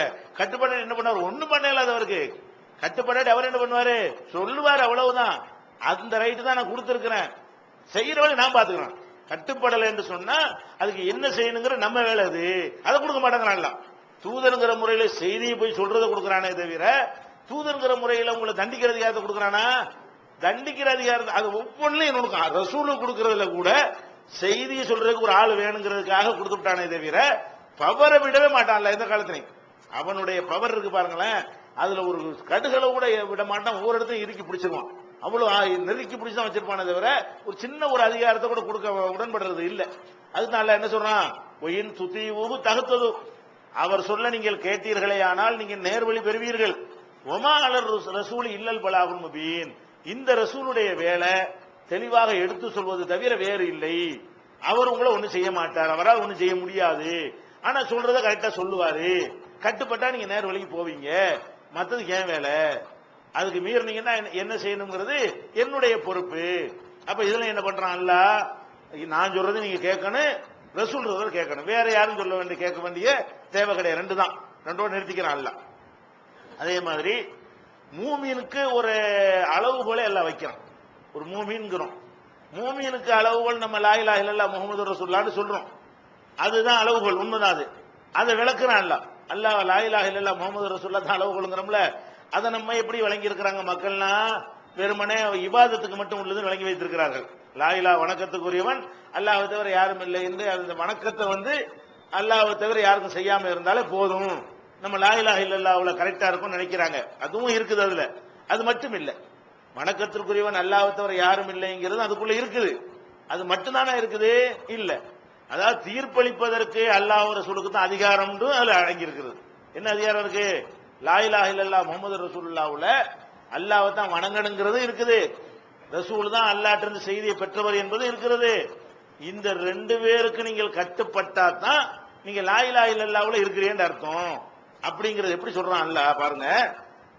24வது அத்தியாயத்துல 51வது வசனத்தில் அல்லாஹ் சொல்லி காட்டுகிறான், இன்னமா கான கவுலல் மூமினின், மூமீன்களுடைய சொல்லாக இருக்க வேண்டியது என்னவென்றால், மூமீன்கள் என்று உங்களை சொல்லிக் கொண்டீர்களேயானால், ஈமான் உள்ளவர்கள் என்று உங்களை சொல்லிக் கொண்டீர்களேயானால், உங்களுடைய சொல்லாக எது இருக்க வேண்டும் என்றால், எப்ப இருக்கணுங்கிறான்ல, அதாவது இதா துஉ இலல்லாஹி வ ரசூலிஹி, அல்லாஹ்வின் பக்கம் ரசூலின் பக்கம் அவர்கள் அழைக்கப்படும் பொழுது, எதுக்கு அழைக்கப்படுறாங்க?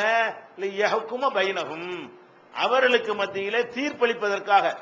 அல்லாஹ் என்ன சொல்கிறான், ரசூல் என்ன சொல்கிறார்கள், வாங்க அதை கேட்போம் என்று அழைக்கப்பட்டார்களேயானால் மூமின்களுடைய பதில் என்னவாக இருக்க வேண்டும் என்று கேட்டால், ஐயகூலு சமிஅனா வ அத்தஅனா, நாங்கள் காதால் செவியுற்றோம், காதுல விழுந்தது, நாங்கள் கட்டுப்பட்டோம், காதாலையும் கேட்டுவிட்டோம், இந்த அழைப்பை நாங்கள் காது கொடுத்து விட்டோம், நாங்கள் கட்டுப்பட்டு விட்டோம். இப்படி சொன்னால்தான் அவர் மூமினு. மூமின்களுடைய சொல்லாக என்ன இருக்குன்னு, அல்லாஹ்வின் பக்கம் ரசூலின் பக்கம் வாங்க. எதுக்கு வாங்க? தீர்ப்பளிக்க போறாங்க. அவங்க அவங்க என்ன சொல்றாங்கன்னு பார்ப்போம், குர்ஆன்ல என்ன இருக்குன்னு பார்ப்போம், ரசூல் என்ன சொல்லியிருக்காங்கன்னு பார்ப்போம், அதை எல்லாரும் கேட்டு நடப்போம் என்று உங்களுக்கு அழைப்பு விடுக்கப்பட்டால் உங்களுடைய பதில் என்னவா இருக்கணும்? இல்லையா, இந்த இன்னும் நிறைய பேர் விட்டுவிட்டீங்களே, சஹாபாலாம் காணாம, இமாம்கள்லாம் காணாமலாம் சொல்றதா இருக்க கூடாதான். என்னவா இருக்கணும்? இது அழைக்கப்பட்டால் ஐயகூலு சமிஅனா வஅதனா, நாங்கள் காது கொடுத்து இதை கேட்கிறோம், கேட்க தயாராக இருக்கிறோம், கட்டுப்பட்டு நடக்கிறோம் என்பதை தவிர வேற எதுவும் மூமின்களுடைய சொல்லாக இருக்கக்கூடாது. ஒரு மூமினுடைய வாயிலிருந்து வர்ற சொல்லா இருந்தா என்ன? அல்லாஹ் சொல்லிட்டாங்க ஆமன்னா, ஏத்துக்கொண்டோம், சல்லம்னா, கட்டுப்பட்டோம் அப்படின்னு இருக்கணும். அல்லாஹ்வுடைய ரசூல் சொல்லிவிட்டார்கள் என்று சொன்னால் ஆமன்னா சல்லம்னா, ஏத்துக்கொண்டோம், கட்டுப்பட்டோம் அப்படிங்கிறது இருக்க வேண்டும். அதை அல்லாஹ் என்ன செய்யறான்? இந்த வசனத்தில் சொல்லிவிட்டு உலாயிக ஹுமுல் முஃப்லிஹூன், இவங்க தான் வெற்றி பெற்றவர்கள். இப்படி சொல்லலன்னா தோல்வி மறுமையில. இத சொல்லலன்னு வைங்க, அல்லாஹ் பக்கம் ரசூல் பக்கம் வாங்க, அவங்க தான் தீர்ப்பளிக்க போறாங்க என்று நம்ம அழைத்து அவங்க ஏத்துக்கறல என்று சொன்னா அவங்க எல்லாம் யாரு? தோல்வி அடைந்த கூட்டத்தினர்கள். அதுக்காக நம்ம பாடுபடுற அந்த மார்க்கத்தில் இருக்கிறோம். மறுமையில தோல்வி அடைகிறதுக்கா? வெற்றி அடைகிறதுக்கு தானே இருக்கிறோம். வெற்றி அடைகிறது இவங்க மட்டும்தான் அடைவாங்க. இவர்களும் வெற்றி அடைவார்கள் நல்லா சொல்லல, இவர்கள் தான் வெற்றி அடைவார்கள். உலாயிக ஹுமுல் முஃப்லிஹூன், இவர்கள் தான் வெற்றி அடைவார்கள், மற்ற யார் வெற்றி அடைய மாட்டார்கள். இதை சொல்லாத எவனும் வெற்றி அடைய முடியாது. இந்த மூமின்கள் சொல்ல வேண்டிய இந்த சொல்லை சொல்லாதவன், இந்த சொல்லை ஏற்றுக்கொள்ளாத யாரு வெற்றி பெற முடியாதுங்கிறத இந்த வசனம் என்ன செய்கிறது? இப்படியும் சொல்லுகிற காட்சியை பார்க்கிறோம். அதே மாதிரி இப்ப நம்ம அல்லாஹ்வை நேசிக்கிறோம், எல்லாருமே அல்லாஹ்வை அனைவரும் என்ன செய்கிறோம்? விரும்புகிறோம். அல்லாஹ்வை நேசிக்காத ஒரு கூட்டம் கூட இல்ல. 72 கூட்டமா இருந்தாலும் என்ன செய்வாங்க? அல்லாஹ்வை நேசிக்கிறியான்னு கேட்டா ஆமான்னு தான் சொல்லுவாங்க. அல்லாஹ்வை ஒருவன் நேசிக்கிறான் என்பதற்கு அதுக்கு என்ன அடையாளம்? அல்லாஹ்வை நேசிக்கிறோம்ல, அல்லாஹ்வை நேசிக்கிற நெத்திலே எழுதி ஒட்டிக்கிற முடியும் இல்ல. அல்லாஹ்வை நேசிக்கிறதுங்கிறதுக்கு ஒரு அடையாளம் வேணும்ல. அதுக்கு என்ன அடையாளம்னு கேட்டா அல்லாஹ் அடையாளத்தை சொல்றான். குல் நபியே நீங்கள் சொல்லுங்கள், இன் குன்தும் துஹிப்பூன் அல்லாஹ், நீங்கள் அல்லாஹ்வை நேசிப்பவர்களாக இருந்தால் ஃபத்தபிஊனி, தூதரா இருக்கிற என்ன ஃபாலோ பண்ணுங்க. அல்லாஹ் பின்பற்ற முடியாதுல்ல. நீங்க அல்லாஹ்வை நேசிக்கிறதா இருந்தால் என்னை நீங்க பின்பற்றணும். அப்ப அல்லாஹ்வுடைய நேசத்துக்கு அடையாளம் என்னது? ரசூலை பின்பற்றுவதுதான். ரசூல் என்ன சொன்னார்களோ அதை கேட்க வேண்டும். அப்படி நீங்க பின்பற்றி விட்டீர்கள் என்று சொன்னா யுஹிப்புக்கும் அல்லாஹ், உங்களை அல்லாஹ் நேசித்து விடுவான். அல்லாஹ்வை நீங்க தனியாவும் நேசிக்க வேண்டியதில்லை. அல்லாஹ்வை நேசிக்கிற நிஜமா இருந்தால் ரசூல் என்ன சொன்னார்களோ அதெல்லாம் தேடி தேடி வாழ்க்கையில கடைப்பிடிங்க. நீங்க அல்லாஹ்வை நேசிச்சீன்னு அர்த்தம். இப்படி செஞ்சுட்டா அவன் உங்களை நேசிப்பான். அப்ப ரெண்டு நமக்கு தேவை. நாமளும் அல்லாஹ்வை நேசிக்க வேண்டும், அல்லாஹ்வும் நம்மளை நேசிக்க வேண்டும். நடுவுல அல்லாஹ் ஒரு அதுக்கு வழியை சொல்லி தர்றான். நீங்க அல்லாஹ்வை நேசிக்கிறதா இருந்தால் அதுக்கு செய்ய வேண்டிய வேலை என்ன? வெறுமனே திக்ரு தஸ்பீஹ் செய்வதோ வணக்க வழிபாடுகள் மட்டும் செய்வதோ இல்ல. நான் ஒரு ஆள் அனுப்பியிருக்கேன்ல, அவர் தானே என்னுடைய செய்தியை உனக்கு சொல்றாரு, அவரை ஃபாலோ பண்ணு. ஃபத்தபிஊனி, நபியாக இருக்கிற தூதராக இருக்கிற என்னை பின்பற்றுங்கள். அப்படி நீங்க பின்பற்றிட்டீங்கன்னா அவன் நம்ம நேசிக்கிறான். இப்ப நம்ம நேசிக்கிறது இதன் மூலம் காட்டி விட்டோம் சொன்னா யுஹிப்புக்குமுல்லாஹ், அல்லாஹ் என்ன செய்யறான்? உங்களை நேசிக்கிறான். அவன் நேசிக்கிறதுக்கு என்ன ரிசல்ட்? நம்ம நேசிக்கிறதுக்கு ரிசல்ட் பின்பற்றுதல். அவன் உங்களை நேசிக்கிறான் என்ன அர்த்தம்? போய் யக்ஃபிர்லக்கும் துனூபக்கும், உங்க பாவங்கள் நான் மன்னிச்சிருவேன். நீங்க அல்லாஹ் என்னை நேசிக்கிறதுக்கு அடையாளமாக இவரை பின்பற்றிடுங்க. இவரை நீங்க பின்பற்றிட்டீங்கன்னா உங்களை நான் நேசிப்பேன். உங்களை நேசிப்பேன் என்ன அர்த்தம்? வெறும் நேசம் நமக்கு நேசிதா செய்யணும்லாம. உங்களை நேசிக்கிறேன் என்ன அர்த்தம்? உங்க பாவங்கள் நான் மன்னிச்சிருவேன், நீங்க சொர்க்கத்துக்கு போயிடலாம். அதன் அர்த்தம் பாவத்தை வச்சுட்டா நேர சொர்க்கம் தானே. பாவங்கள் செய்யாம இல்ல, பாவம் இல்லாத பரிசுத்தமான ஆக்க முடியாது. பாவம் செய்யறவன் செய்யத்தான் செய்வான். நமக்கு தேவை என்ன? மன்னிப்பு தான் தேவை. அப்ப நீங்கள் உங்களுடைய பாவத்தை மன்னிச்சிரோன்னு என்ன அர்த்தம்? எடுத்த எடுப்பில் சொர்க்கத்திற்கு போகக்கூடியவர்கள் ஆயிரும். பாவத்தை மன்னிக்காட்டி தண்டனை வாங்கிட்டு அப்புறம் சொர்க்கத்துக்கு போகணும். ஈமான் இருந்து சொர்க்கத்துக்கு போறோம்னு நல்லா தீர்ப்பளித்தால் தண்டனை வாங்கிட்டு தான் போக வேண்டியிருக்கும். மன்னிச்சுட்டான்னு சொன்னா நேர சொர்க்கம். எவ்வளவு பாவம் செஞ்சாலும் நேர போயிடலாம். அப்ப நேர சொர்க்கம் போவதற்கு உரிய வழி என்னது? அல்லாஹ் நம்மளை நேசிக்கிறது. அல்லாஹ் நம்மளை நேசிக்கிறதுக்கு வழி என்ன? நம்ம அல்லாஹ்வை நேசிக்கணும். நம்ம அல்லாஹ்வை எப்படி நேசிக்கிறது? தூதரை பின்பற்றுவது. இவ்வளவு விஷயத்தையும் அதை கோர்த்தெல்லாம் என்ன செய்யறான்னு கேட்டா இன் குன்தும் துஹிப்பூன் அல்லாஹ் 3வது அத்தியாயத்துல 31 இது இருக்கிறது. குல் இன் குன்தும் துஹிப்பூன் அல்லாஹ், நீங்கள் அல்லாஹ்வை விரும்பக்கூடியவர்களாக இருந்தால் ஃபத்தபிஊனி, நீங்கள் என்னை பின்பற்றுங்கள். யுஹிப்புக்குமுல்லாஹ், அல்லாஹ் உங்களை நேசித்து யக்ஃபிர் லக்கும் ذுனூபக்கும், உங்கள் பாவங்களை அவன் உங்களுக்கு மன்னிப்பான். வல்லாஹு கஃபூருர் ரஹீம், அவன் மன்னிக்க கூடியவனாகவும் அளவற்ற நிகரற்ற அன்புடையவனாகவும் இருக்கிறான் அப்படின்னு அல்லாஹ் முடிக்கிறான். அதே மாதிரி இதுலயும் ஒரு கருத்தை சேர்த்து சொல்றான்.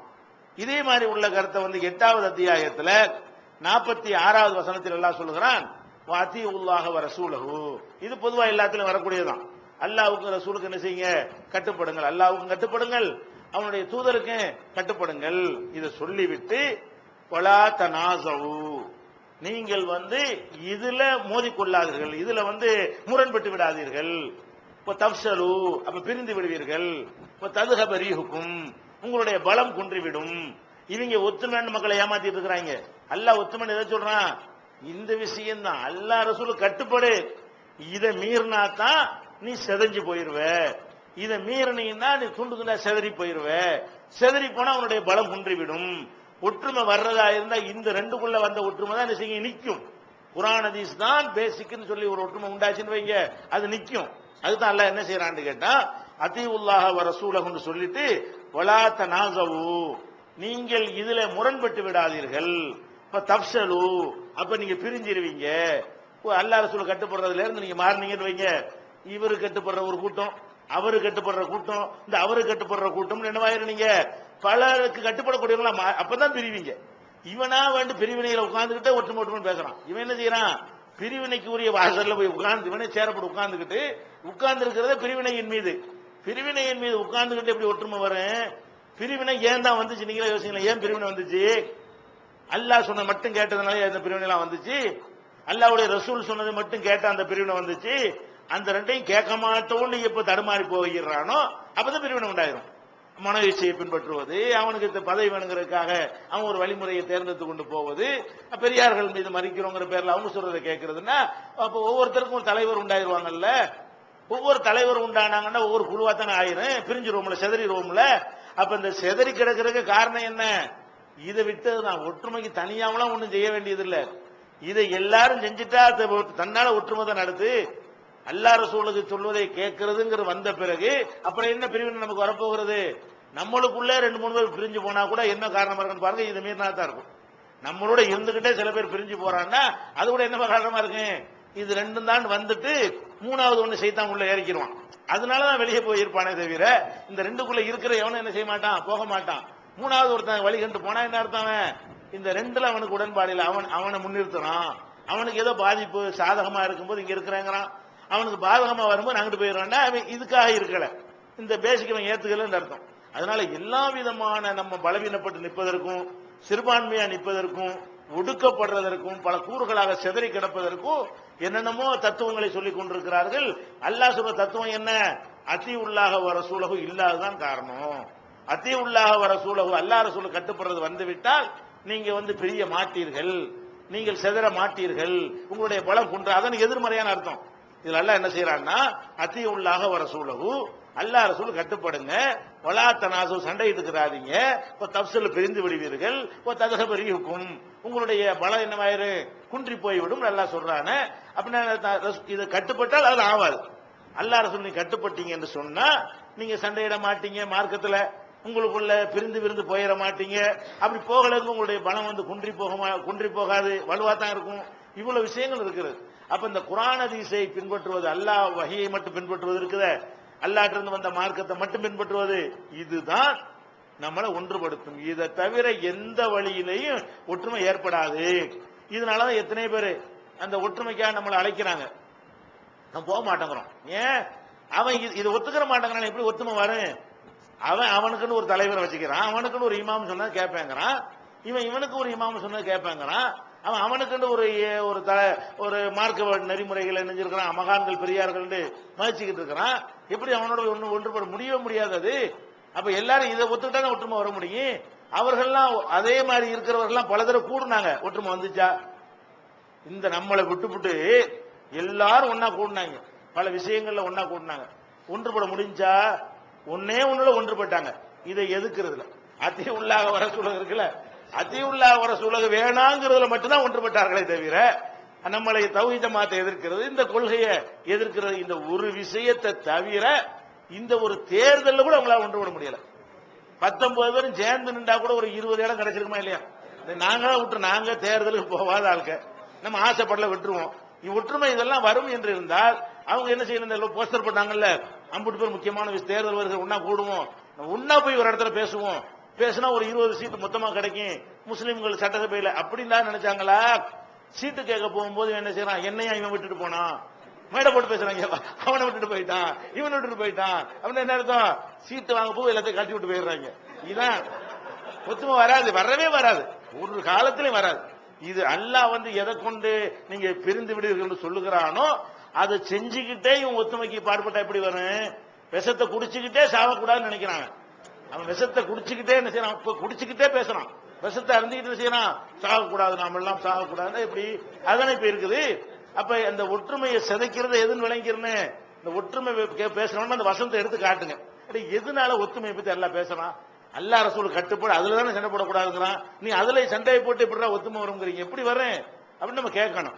அது ஒரு முக்கியமான விஷயம். 8:46 அதே மாதிரி 6வது அத்தியாயத்துல 153வது வசனத்தில் அல்லாஹ் என்ன சொல்றான்னு கேட்டா, இந்த மார்க்கங்கிறது ஒன்வே தான். இந்த மார்க்கத்துக்கு அல்லாஹ் என்ன பேர் வைக்கிறான்? ஒரு வழிதான், பல வழிலாம் கிடையாது. ஒரு ஊருக்கு போறோம்னு வைங்களேன், பல வழி இருக்கும், இப்படியும் போகலாம் அப்படியும் போகலாம், ஈஸியார பிடிக்கிற கூட அப்படி போய் இப்படி பிடிக்கலாம், அப்படி இப்படி பிடிக்கலாம் எல்லாம் இருக்கா இல்லையா? சேலத்துக்கு பிறந்தா இப்படியும் போகலாம் அப்படியும் போகலாம், வழியெல்லாம் ரூட்லாம் நிறைய இருக்கும். இஸ்லாத்துல இந்த மாதிரி பல வழிகள் இருக்கான்னா கிடையவே கிடையாது. இஸ்லாத்துல என்னது? ஒரே வழிதான். இது அல்லாஹ் என்ன செய்யறான்னா இது ஒரு பெரிய கான்செப்டா சொல்லி காட்டுறான். எப்படி சொல்றான்? அல்லாஹ் சொல்றான் பாருங்க, அன்னஹாதா சிராத்தி முஸ்தகீமா, இதுதான் என்னுடைய நேரான ஒரே வழி. அல்லாஹ் அப்படி சொல்றான், இதுதான் என்னுடைய நேரான ஒரே வழி, ஒரு வழிதான் இருக்கிறது. சொல்லுவாங்கல்ல, நதிகள் உதாரணம் காட்டுவாங்க, பல ஆறுகள் இருக்கிறது, எல்லாரும் எங்க போய் சேரும்? கடல்ல சேரும். அதே மாதிரி நம்மளும் இப்படி போனாலும் போய் சேர்ந்துடலாம், அப்படி போனாலும் சேர்ந்துடலாம், இப்படி போனாலும் சேர்ந்துடலாங்கிறான. இதெல்லாம் ஆத்துக்கு சரியா வரும், மார்க்கத்துக்கு சரியா வராது. எதுக்கு வரேன்? ஆத்துக்கு சரியா வரும், ரோட்டுக்கு சரியா வரும், மார்க்கத்துக்கு சரியா வர மாட்டா வராதுங்கிறான்ல. இங்க பல வழியே கிடையாது. இஸ்லாத்துல வெற்றி அடையக்கூடிய வழி என்னதான்? ஒரே வழிதான் இருக்கிறது. அன்னஹாதா சிராத்தி முஸ்தகீமான்னு சொல்லிட்டு வலா தத்தபிஉ சுபுல, பல வழிகளை பின்பற்றி விடாதீங்க, ஒரு வழிதான் இந்த மார்க்கமே தவிர. அதுலயே அல்லாஹ் எதையுமே சொல்றாங்க தெளிவா தான் சொல்றான், நமக்கு தான் வழங்க மாட்டேங்குது. இதுலயே வழங்கிறதா இல்லையா? ஒரு வழியை பின்பற்றுங்கன்னு சொன்னாலேயே பல வழி இல்லைன்னு வழங்கிறது. விளங்காதவன் இருப்பான இல்லை, அவனுக்கு வழங்குறதுக்கு அல்லாஹ் என்ன செய்யறான்னு கேட்டா ஒரு வழிதான்ப்பா பின்பற்றுன்னு சொல்லிட்டு பல வழியை பின்பற்றாதங்கிறான். அது சொல்லாமலே விளங்குது. சொல்லாம விளங்கி இருந்தும் கூட இந்த மக்கள் கெட்டு போயிடக்கூடாதுங்கிறதுக்காக வேண்டி சொல்லி விளக்குறான். சொல்லாம விளங்குற விஷயத்தை கூட என்ன செய்யறான்? திரும்ப ஒருக்கா சொல்லி அதை தெளிவான திபியான்ங்கிறான்ல, அனைத்து தெளிவா தான் பேசும். இந்த 2வது கருத்துக்கு வளைக்கிறதுக்குலாம் இடம் தராதுங்கிறதுக்கு தான் அதையும் சேர்த்து சொல்றான்ல. ஒன்னஹாதா சிராத்தி முஸ்தகீமா, இதுதான் சிராத்தின்னா ஒரு வழிக்கு ஒருமை, அது இது என்னுடைய ஒரே வழியாக இருக்கிறது, முஸ்தகீமா நேரானதாக இருக்கிறது, ஒலா தத்தபிஉ சுபுல, பல வழிகளை நீங்கள் பின்பற்றி விடாதீர்கள். பல வழியெல்லாம் போடவில்லை இந்த மார்க்கத்துல. அப்படி பின்பற்றினால் அவனுடைய அந்த ஒரு வழியை விட்டு உங்களை மாத்தி விடும், உங்களை கொண்டே சேர்க்காது. இப்படி போய் அதை அடைஞ்சிடலான்னு வைங்களேன், வேற எங்கேயோ நீ போயிருவில்லை தவிர அடைய வேண்டிய சொர்க்கத்தை உங்களுக்கு என்ன செய்ய முடியாது? அடையவே முடியாது. அல்லாஹ்வை அடைவதற்குரிய வழி என்னன்னு கேட்டா, ரசூல் போனாங்கல்ல, அவங்களுக்கு பின்னாடியே தான் போய்கிட்டு இருக்கணும். ரசூல் ஸல்லல்லாஹு அலைஹி வஸல்லம் எப்படி நடந்தார்களோ அந்த வழியில போனா மட்டும்தான் அல்லாஹ்வை அடைய முடியுமே தவிர, சொர்க்கத்தை அடைய முடியுமே தவிர, நமக்கு ஒரு அபூபக்கர் பார்க்க போறாரு, இந்த உம்மர் அங்கிட்டு போறாருன்னு போனோம்னு வைங்க, பேச்சுக்கு முடிஞ்சு வச்சு கதை.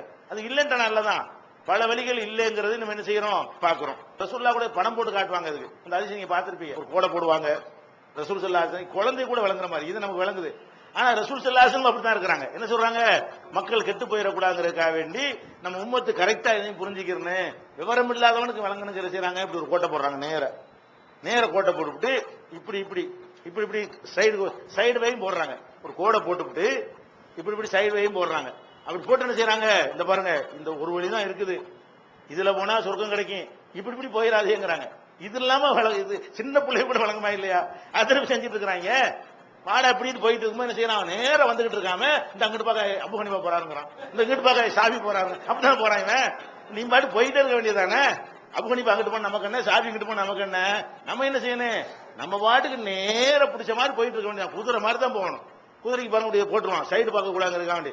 சைடு பார்த்தா நம்ம சேரவும் முடியாது, குதிரைக்கு அது மாதிரி போட்டுற கண்ணுக்கு போடுவான் பாத்தீங்களா, இப்படி சைட்ல பார்க்க கூடாங்கிறது அதை போடுறான். அது நேரம் மட்டும்தான் தெரியும். குதிரை மட்டும் தான் நேரா போற ஒரு பிராணியா இருக்கிறது. ஏன்னா அது மாதிரி எல்லாரும் பார்வை வந்து திரும்பிச்சுன்னு வைங்கள நம்மளை கவுத்தி விட்டுரும். அந்த மாதிரி தான் அந்த மார்க்கத்தை வச்சிருக்கான். ஒரே வழியில் இன்பாட்டு போயிட்டு இருக்கணுமே தவிர சைடு வேலாம் கிடையாது. இந்த ஹதீஸ் மட்டும் கேட்டு நம்பர் குறிச்சிக்கிறேங்க நாளைக்கு. அடுத்து வந்து இது ஒரு மேட்டர் சொல்லிடுறானா, அதுக்கு அடுத்து என்ன செய்யறான்னு கேட்டா 6வது அத்தியாயத்துல 159வது வசனத்தில் சொல்லி காட்டுகிறான். இது ரொம்ப முக்கியமான விஷயம். அதாவது இந்த ஒத்துமை வேற்றுமை இதுகள் எல்லாம் தீன விஷயத்துல வரக்கூடாதுங்கிறான். இந்த வேற்றுமை வரக்கூடாதுங்கிறோம்ல, வேற்றுமை வரக்கூடாது எதுல எல்லாம் சொல்லி காட்டுறான். நமக்குள்ள வேற்றுமை இல்லாம நம்ம இருக்கிறோம். நீங்க போட்டுக்கிற சட்டையே வேற்றுமையா தான் இருக்கு. எல்லாரும் ஒரே மாதிரி சட்டையா போடுறீங்க இல்ல, இந்த சட்டைக்கு அந்த சட்டை வேற்றுமையா இருக்குது, அந்த சட்டைக்கு இந்த சட்டை வேற்றுமையா இருக்குது. ஒவ்வொருத்தரும் வச்சுக்கிற பேனாவுக்கு அடுத்த பேனா என்னவா இருக்கு, வேற்றுமையா இருக்கிறது. தோற்றம் வேற்றுமையா இருக்கிறது. நம்ம சாப்பிடுற உணவு, இன்னைக்கு மத்தியானம் காலை சாப்பாடு நல்லா இருந்துச்சான்னு கேட்டா பாதி பேர் தான் நல்லா இருக்கிறீங்க, பாதி பேர் நல்லா இல்லைம்பீங்க, பாதி பேர் கம்பிம்பீங்க, பாதி பேர் கூடம்பீங்க. நம்ம எதுல ஒன்னா இருக்கிறோம்? ஒன்னா இருக்க இயலாது. மனுஷன்டா என்ன இருக்கு, வேற்றுமைகள் தான் இருக்கும். நமக்கு வந்து எல்லாருக்கும் ஒரே மாதிரி விஷயங்கள் பிடிக்கக்கூடியதா என்ன செய்யாது, இருக்காது. ஆனா அதெல்லாம் பிரச்சனை இல்லை அல்லாவுக்கு. நீங்கள் வேற்றுமையா ஒவ்வொருத்தரும் ஒரு விதமா சாப்பிடுவது, ஒவ்வொருத்தரும் ஒவ்வொரு விதமான உடைகளை அணிவது, ஒவ்வொருத்தரும் ஒவ்வொரு விதமான முகபாவனையை காட்டும், இதெல்லாம் மேற்றே அல்லாவுக்கு கிடையாது. அல்லாஹ் எதை நம்மள்ட்ட விரும்புகிறான், தீனில வேற்றுமை ஆயிராதீங்க. அல்லாஹ் நம்மள்ட்ட என்ன விரும்புகிறான், தீனத்தான் பிரிச்சிடக்கூடாது, அதுலதான் வேற்றுமை ஆகிவிடக்கூடாது. அப்படி அல்லாஹ் என்ன செய்யறான்னு கேட்டா, இன்னல்லதீன ஃபர்ரகு தீனஹும், யார் வந்து தீனை பிரித்து விட்டார்களோ, தங்களுடைய தீனை என்ன செய்யறான், தீனா உன்னதான் இருக்கணும், ஒரு வழிக்கு போகாம தீனை பிரித்து விட்டார்கள் என்று சொன்னால், லஸ்த மின்ஹும் கானு ஷியான், தீனில பல பிரிவுகளாக யார் ஆகிவிட்டார்களோ, லஸ்த மின்ஹும் ஃபீ ஷைஇன், அவங்களோட உனக்கு எந்த ஒட்டு உறவும் இல்ல. நபியை பார்த்து அல்லாஹ் சொல்றான், முகமதே, யார் வந்து இந்த தீனை பிரித்து பல குழுக்களாக ஆகிவிட்டார்களோ அவர்களோடு உனக்கு எந்த சம்பந்தமும் கிடையாது. அப்ப தீனை பிரித்தவர்களுக்கும் ரசூலுக்கும் சம்பந்தம் கிடையாது. அவன் வந்து இந்த இஸ்லாத்து வட்டத்தில் வெளியே நிக்கிறவன் அர்த்தம். தீனை பிரிச்சிடக்கூடாது, தீன் ஒரே மாதிரியா இருக்கணும். எல்லாரும் ஒரே தீன், வா ஏன் தீனா ஓன் தீனான்னு பேசுவோம், வா நான் சொல்றது தீனா நீ சொல்றது தீனா அதை பேசுவோம். எது தீன் என்று நிரூபணமாவது அதில் நிக்கணுமா இல்லையா? அதுக்கு வராத வரைக்கும் அப்படிப்பட்டவர்களோடு யாருக்கு சம்பந்தம் இல்ல, ரசூலுக்கே சம்பந்தம் இல்லை. லஸ்த மின்ஹும் ஃபீ ஷைஇன், அவர்களோடு உனக்கு எந்த விதமான சம்பந்தமும் இல்லை. இன்னமா அம்ருஹும் இலல்லாஹ், அல்லாஹ் அவர்களை பற்றி விசாரிக்கக்கூடிய அதிகாரம் அல்லாஹ்வின் கையில், நாம பாத்துக்கிறேன். உனக்கு வந்து சம்பந்தம் இல்ல, அதுக்காக நீ மட்டும் ஒண்ணு செஞ்சிட வேணாம். அவங்களுடைய மேற்று என்னிடத்தில் இருக்கிறது. இன்னமா அம்ருஹும் இலல்லாஹ், அவங்களுடைய பிரச்சனை வந்து என்னிடத்தில் இருக்கிறது. போய் நபியுஹும் பிமா கான யாமலூன், அவர்கள் செய்து கொண்டிருந்ததை பற்றி அவர்களுக்கு நான் விளக்குவேன். மறுமையை எழுப்பி வச்சு, ஏண்டா நான் இதுதானே சொன்னேன், மார்க்கத்தை பிரிக்க சொன்னேன் என்று நான் இப்ப கேட்டுக்கிறேன், நான் கேட்க வேண்டிய நேரத்தில் கேட்டுக்கிறேன். இப்ப உனக்கு அவங்களோட சம்பந்தம் இல்லை, அது மட்டும் தெளிவுபடுத்திக்க அப்படிங்கிறான். அப்ப யாரெல்லாம் மார்க்கத்தில் பிரிகிறாங்களோ அவங்களுக்கும் ரசூலுக்கு என்ன இல்ல, சம்பந்தமே இல்ல. அப்ப மார்க்கங்கிறது என்ன, ரசூல் சொன்னதான் மார்க்கம், அல்லாஹ் சொன்னது மார்க்கம். அதை எடுத்து வாங்கி ரசூல் சொல்வார்களே ஆனால் அது மார்க்கம் அப்படின்னு விளங்குறது. இதை தவிர வேற ஒண்ணும் இல்லை. இதே மாதிரியான கருத்து அல்லாஹ் இன்னொரு இடத்துல சொல்லி காட்டுகிறான். இது நமக்கு மட்டும் உள்ளது இல்லையா, ஏதோ முகமது நபிக்கு மட்டும் உள்ள மேட்டர் நினைச்சுக்கிறாதீங்க. 42வது அத்தியாயத்துல 13ல அல்லாஹ் சொல்லி காட்டுகிறான், ஷரஅலக்கும் மினத் தீனி மா வஸா பிஹி நூஹன், நூஹு நபிக்கு அல்லாஹ் எதை வசியத்தாக வலியுறுத்தி சொன்னானோ அதைத்தான் உங்களுக்கு மார்க்கமாக்கி இருக்கிறேன், புதுசு ஒண்ணும் கிடையாது. நூஹு நபிக்கு கொடுத்ததையும், உள்ளதி அவுஹைனா இலைக்க, உமக்கு நாம் எதை வகையாக அறிவித்திருக்கிறோமோ அதையும், ஒமா வசைனா பிஹி மூசா ஈசா, ஈசா நபி மூசா நபிக்கெல்லாம் எதை கொடுத்தோமோ அதையும் தான் உனக்கு மார்க்கமாக்கி இருக்கிறோம். உனக்கு மார்க்கமா தந்திருக்கிறது இருக்குது. நான் அறிவித்தது, மூசாவுக்கு கொடுத்தது, ஈசாவுக்கு கொடுத்தது, நூஹு நபி கொடுத்தது, இதுகளெல்லாம் சேர்த்தானிஞ்சிருக்கிறேன், உனக்கு மார்க்கமா தந்திருக்கிறேன். அது என்ன, அது எல்லாருக்கும் கொடுத்த மேட்ரு என்ன, அது அல்லாஹ் விளக்குகிறான். தீனை நிலைநாட்டுங்கள், அதில் பிரிந்து விடாதீர்கள், ஃபீஹி, அதில் பிரிந்து விடாதீர்கள். இது இந்த ஜமாத் இஸ்லாமிக்கார் அடிக்கிறது போடுவாங்க, தீனை நிலைநாட்டுங்கள் பிரிந்து விட, அதில் இருந்து விட்டுருவாங்க, ஃபீஹியை விட்டுருவாங்க. தீனை நிலைநாட்டுங்கள் பிரிந்து விடாதீர்கள் அப்படின்னு அர்த்தம். போலி ஒற்றுமைக்கு ஆதாரமா காட்டுவாங்க. அல்லாஹ் என்ன சொல்றான்னு கேட்டா, தீனை நிலைநாட்டுங்கள் ஃபீஹி, அதுல பிரிஞ்சிடாதீங்க. தீனில், தீனை நிலைநாட்டுங்கள், தீனில் பிரிந்து விடாதீர்கள் நல்லா சொல்றான். இவன் அந்த தீனில்ங்கிற வெட்டி விடுவாங்க. இந்த ஒற்றுமை கோஷம் போறவனா என்ன செய்வான், அந்த ஆயத்துல அந்த ஃபீஹிங்கிற வார்த்தை ரொம்ப முக்கியமான வார்த்தை. இந்த சொல்லை எடுத்து போடுவாங்க அர்த்தம் செய்யும் போது. எப்படி செய்யறது? தீனை நிலைநாட்டுங்கள், பிரிந்து விடாதீர்கள். அது தௌஹீத் ஜமாத்துக்கார பிரிக்கிறான். அதுக்காண்டி இந்த வசனம் எதுக்கு போடுறது? இவங்க மக்களை பிரிச்சு விட்டாங்க, இதுக்காக வேண்டி அந்த ஃபீஹி என்னஞ்சிடுறது காலி பண்ணி போடுவாங்க. அல்லாஹ் எப்படி சொல்றான்னு கேட்டா, நூஹ் நபிக்கு இதைத்தான் நான் சொன்னேன், புதுசு கிடையாது. மூசா நபிக்கு இதைத்தான் சொன்னேன், ஈசா நபிக்கு இதைத்தான் சொன்னேன், உனக்கு இதைத்தான் சொல்றேன். எதை சொல்றேன்? தீனுல நிலைநாட்டு, அதுல பிரிஞ்சிடாத, வேற எதுல வேண்டாலும் பிரிஞ்சுக்க. நீ அதிமுக ஆதரிச்சு திமுக ஆதரிச்சு தொலைஞ்சிட்டு போ, இது மேட்ரு இல்ல. இதுல பிரியலாம். இதுல பிரிஞ்சா பெரிய நிரந்தர நரகம்லாம் ஒண்ணு வராது. நீ தேர்தலில் போட்டு தொலைஞ்சிட்டு போ, அது உனக்கு உள்ள விஷயம். அது கூட அதுல கும்பிடாம மார்க்கத்தை மீறாமல் நடக்க முடியும்னா செஞ்சு தொலைஞ்சிட்டு போ. எதுல பிரிஞ்சிடாத? தீன்ல பிரிஞ்சிடாத. மேட்ரு தீன்ல பிரிஞ்சிடான். இப்ப அதிகமான மக்களோட நமக்குள்ள கருத்து வேறுபாடு எங்க வருதுன்னா தீன்லான வருது. மார்க்கத்திலான பிரிஞ்சு பிரிஞ்சு போறான். குர்ஆன்ல இருக்குங்கிற கேட்க மாட்டேங்கிறான், ஹதீஸ்ல இருக்குங்கிற அதை ஏத்துக்கிற மாட்டேங்கிறான். அப்ப தீன்ல பிரிஞ்சிடாதீங்க, இதைத்தான் எல்லாருக்கும் சொன்னேன், உனக்கு மட்டும் சொல்லலப்பா, எல்லாருக்கும் தான் சொல்லிக்கிட்டு இருக்கு. நல்லா என்ன செய்யறான்? மூசா நபி, ஈசா நபி, நூஹ் நபி எல்லா நபிமார்களுக்கு சொன்ன மேட்டர் என்னன்னு கேட்டா, தீன்ல நீங்க நிலைநாட்டுங்கள், அதுல நீங்கள் பிரிந்து விடாதீர்கள். கபுர அலல் முஷ்ரிக்கீன மாத்ததுஹும் இலைஹி. நீ கூப்பிடுற இந்த மேட்டர் இருக்குதே, இது முஷ்ரிக்கீன்களுக்கு பெரிய பாரதூரமான விஷயமா இருக்கும். யாருக்கு? இதுதான் அவங்க முஷ்ரிக்குங்கிறாங்க. இவங்க யார? அட தீனில பிரிஞ்சிடாதன்னு சொன்னா அவங்க பயங்கரமா கொதிக்கிறாங்க. எப்படி உங்க இது மட்டும் தான் சரியா அப்படிங்கிறாங்க. ஆமா அதான் சரிதான், இதுதான் சரி. இல்ல உன் இது சரி, ஆதாரத்தை காட்டு. உன் இது சரின்னா ஆதாரத்தை காட்டு. ஆதாரம் இல்ல, நாங்க தான் ஆதாரம் வச்சுக்கிறோம், இதுதான் சரின்னு ஏத்துக்க அப்படின்னு கூப்பிட்டா மத்த எதுவும் அவங்களுக்கு பெருசா தெரிய மாட்டேங்குது. இவனுக்கு அவனை ஏத்துக்கிறான், அவன் இவனை ஏத்துக்கிறான், அவங்களுக்குள்ள 1000 அடித்தடி போட்டாலும் ஒன்னா குடிக்கிறாங்க. எது பெரிய விஷயமா இருக்குது? இன்னைக்கு பெரிய மேட்ரே இதுதான். எது? தீனில பிரியாதடான்னு சொன்னா, தீனில ஒன்னா இருப்போம்டான்னு கூப்பிட்டோம்னு சொன்னா அவன் என்ன செய்யறான்? அது பயங்கரமா இருக்குது. யாருக்கு தான் இது பயங்கரமா இருக்குமா? அல்லாஹ் சொல்றான், கபுர அலல் முஷ்ரிக்கீன, முஷ்ரிக்கீன்களுக்கு அல்லாஹ்வுக்கு இணை கற்பிக்கிறவனுக்கு பெருசாக இருக்கும். மா ததுவும் இலைஹி, நீ எதை நோக்கி அவர்களை கூப்பிடுகிறாயோ அது தீன்ல ஒன்னா இருப்போம், ஒரு தீனை பின்பற்றுவோம் வா அப்படின்னு கூப்பிட்டால் அவனுக்கு பெருசா இருக்கும். ஏன் தீன்ல நான் இருந்துக்கிறேன், ஓன் தீன்ல நீ இருந்துக்க, நம்ம ஒத்துமையா இருப்போம்னா சரிங்கிறான். அவன் என்ன இருக்கான்? அபூஜல் ரெடியா தான் இருந்தான். ஓன் தீனை நீ தனி உனக்குள்ள வச்சுக்கப்பா, ஏன் தீனை எனக்குள்ள வச்சுக்கிறோம், எங்கள்கிட்ட வந்துகிட்டு ஓன் தீனை வியாபாரம் பண்ணாத, ஓன் தீனை பிரச்சாரம் பண்ணாத அப்படின்னு தான் கோரிக்கை வச்சான். இதை ரசூலுல்லாஹ் ஏற்றுக்கொண்டிருந்தார்களே, ஆனா அவனுக்கு பிரச்சனையா இல்ல. நீங்க இதை ஏன் அவனுக்கு பெருசா தெரியுதுன்னா இதுதான் மைனஸ் ஆவாங்க. ஏன் இதன் பக்கம் நீங்க அலசின்னு வைங்க, ஒன்னா இழந்துருவாங்க அவங்க. அவனை கீழே வச்சுக்கக்கூடிய ஆட்களை எல்லாம் நினைச்சிருவான். தீன்ல ஒன்றுபடுறான்னு சொன்னா எல்லா குர்ஆனுக்கு இப்படி ஒடியாந்துரும். அவனுடைய தலைமைத்துவம், அவனுடைய அதிகாரம் எல்லாமே அடிபட்டு போயிடும். மற்ற எல்லாத்தையும் விட கடுமையை வெறுத்ததுக்கு தானே காரணம். அல்லாஹ் மேல உள்ள கோபத்தினாலே ரசூலுல்லாஹ் எதிர்த்தான் அபூஜெயில்னா. அபூஜெயில் ரசூலுல்லாஹ் எதிர்த்தானே, அல்லாஹ் நம்பாமையா? அவன் அல்லாஹ் நம்பத்தான் செஞ்சு 1000 படைச்சதுன்னா அல்லாஹ் தான் படைச்சான்னு சொன்னா, அதுக்குன்னா பஞ்சாயத்து இல்லை அவனுக்கு. அல்ல முகமது கெட்டவருங்கிறதுக்கு அவனுடைய முகமது எதிர்த்தான். அதுலயும் அவனுக்கு எந்த ஒரு பஞ்சாயத்தும் இல்ல. பஞ்சாயத்து என்ன? ஊரால உருவுறாருங்கிறதான் பஞ்சாயத்து. பஞ்சாயத்து என்ன? நம்ம பக்கம் இருக்கிறால ஒண்ணா உருகிட்டு போயிடுறாரு. ஆளுக்கெல்லாம் மைனஸ் ஆக இவர் அழைக்கிற தீனு ஒரு மார்க்கத்தை பின்பற்றுவோம்னு கூப்பிடுறாரு. அப்படி போறீங்க, அப்படி எல்லாரும் ஒரு மார்க்கம் போயிட்டாங்கன்னா நம்ம எந்த மார்க்கத்தில் இருக்கிறது? நம்ம மட்டும் தானே இருப்போம். அந்த வேற்று தான். அதுக்கு நல்லா என்ன செய்யறான்னு கேட்டா, இந்த மார்க்கத்தில் பிரிந்து விடாதீர்கள் என்கிற ஒரு விஷயம் கபுர அலல் முஷ்ரிக்கீன மாத்ததுவும் இலைஹி. அல்லாஹ் நீ எதன் பக்கம் நீ அழைக்கிறாயோ அது முஷ்ரிக்கீன்களுக்கு ரொம்ப கடுமையானதாக இருக்கிறதுங்கிறத அல்லாஹ் சொல்லி காட்டுகிறான். அதே மாதிரி இது 42:13 இருக்குதா, 33 33வது அத்தியாயத்தில் 36வது வசனத்தில் அல்லாஹ் சொல்லி காட்டுகிறான், மூமின் என்று நம்மளை சொல்லிக் கொள்வதாக இருந்தால், ஆணாக இருந்தாலும் பெண்ணாக இருந்தாலும் அல்லாஹ்வும் ரசூலும் சொன்னதுக்கு பிறகு நமக்குன்னு ஒரு கருத்து இருக்கக்கூடாது. அல்லாஹ்வும் ரசூலும் ஒரு விஷயத்துல சொல்லாமல் விட்டுருந்தாங்கன்னு வைங்க, நமக்குன்னு ஒரு கருத்து இருக்கலாம். ஆனா மார்க்கத்தில் எதையும் அவங்க சொல்லாம விடல. துன்யாவுடைய விஷயத்துல சொல்லாம விடப்பட்டிருக்கிறது. உனக்குன்னு ஒரு கருத்து இருக்கலாம். மார்க்கத்தை பொறுத்த வரைக்கும் எல்லாமே சொல்லி முடிச்சிட்டதுனால அது அல்லாஹ் சொல்றான், ஏன் கருத்து இதுன்னு சொல்லலாமா? ரசூலுல்லாஹ் சொன்னாங்க, ஆனா நம்ம கருத்து இதுதான். ரசூலுல்லாஹ் சொன்னாங்க, அபூபக்கர் கருத்து இதுதான். ரசூலுல்லாஹ் சொன்னாங்க, அபூ ஹனீஃபா கருத்து இதுதான். முடிஞ்சு வச்சுக்கத. அல்ல அதையும் கண்டிக்கிறான்.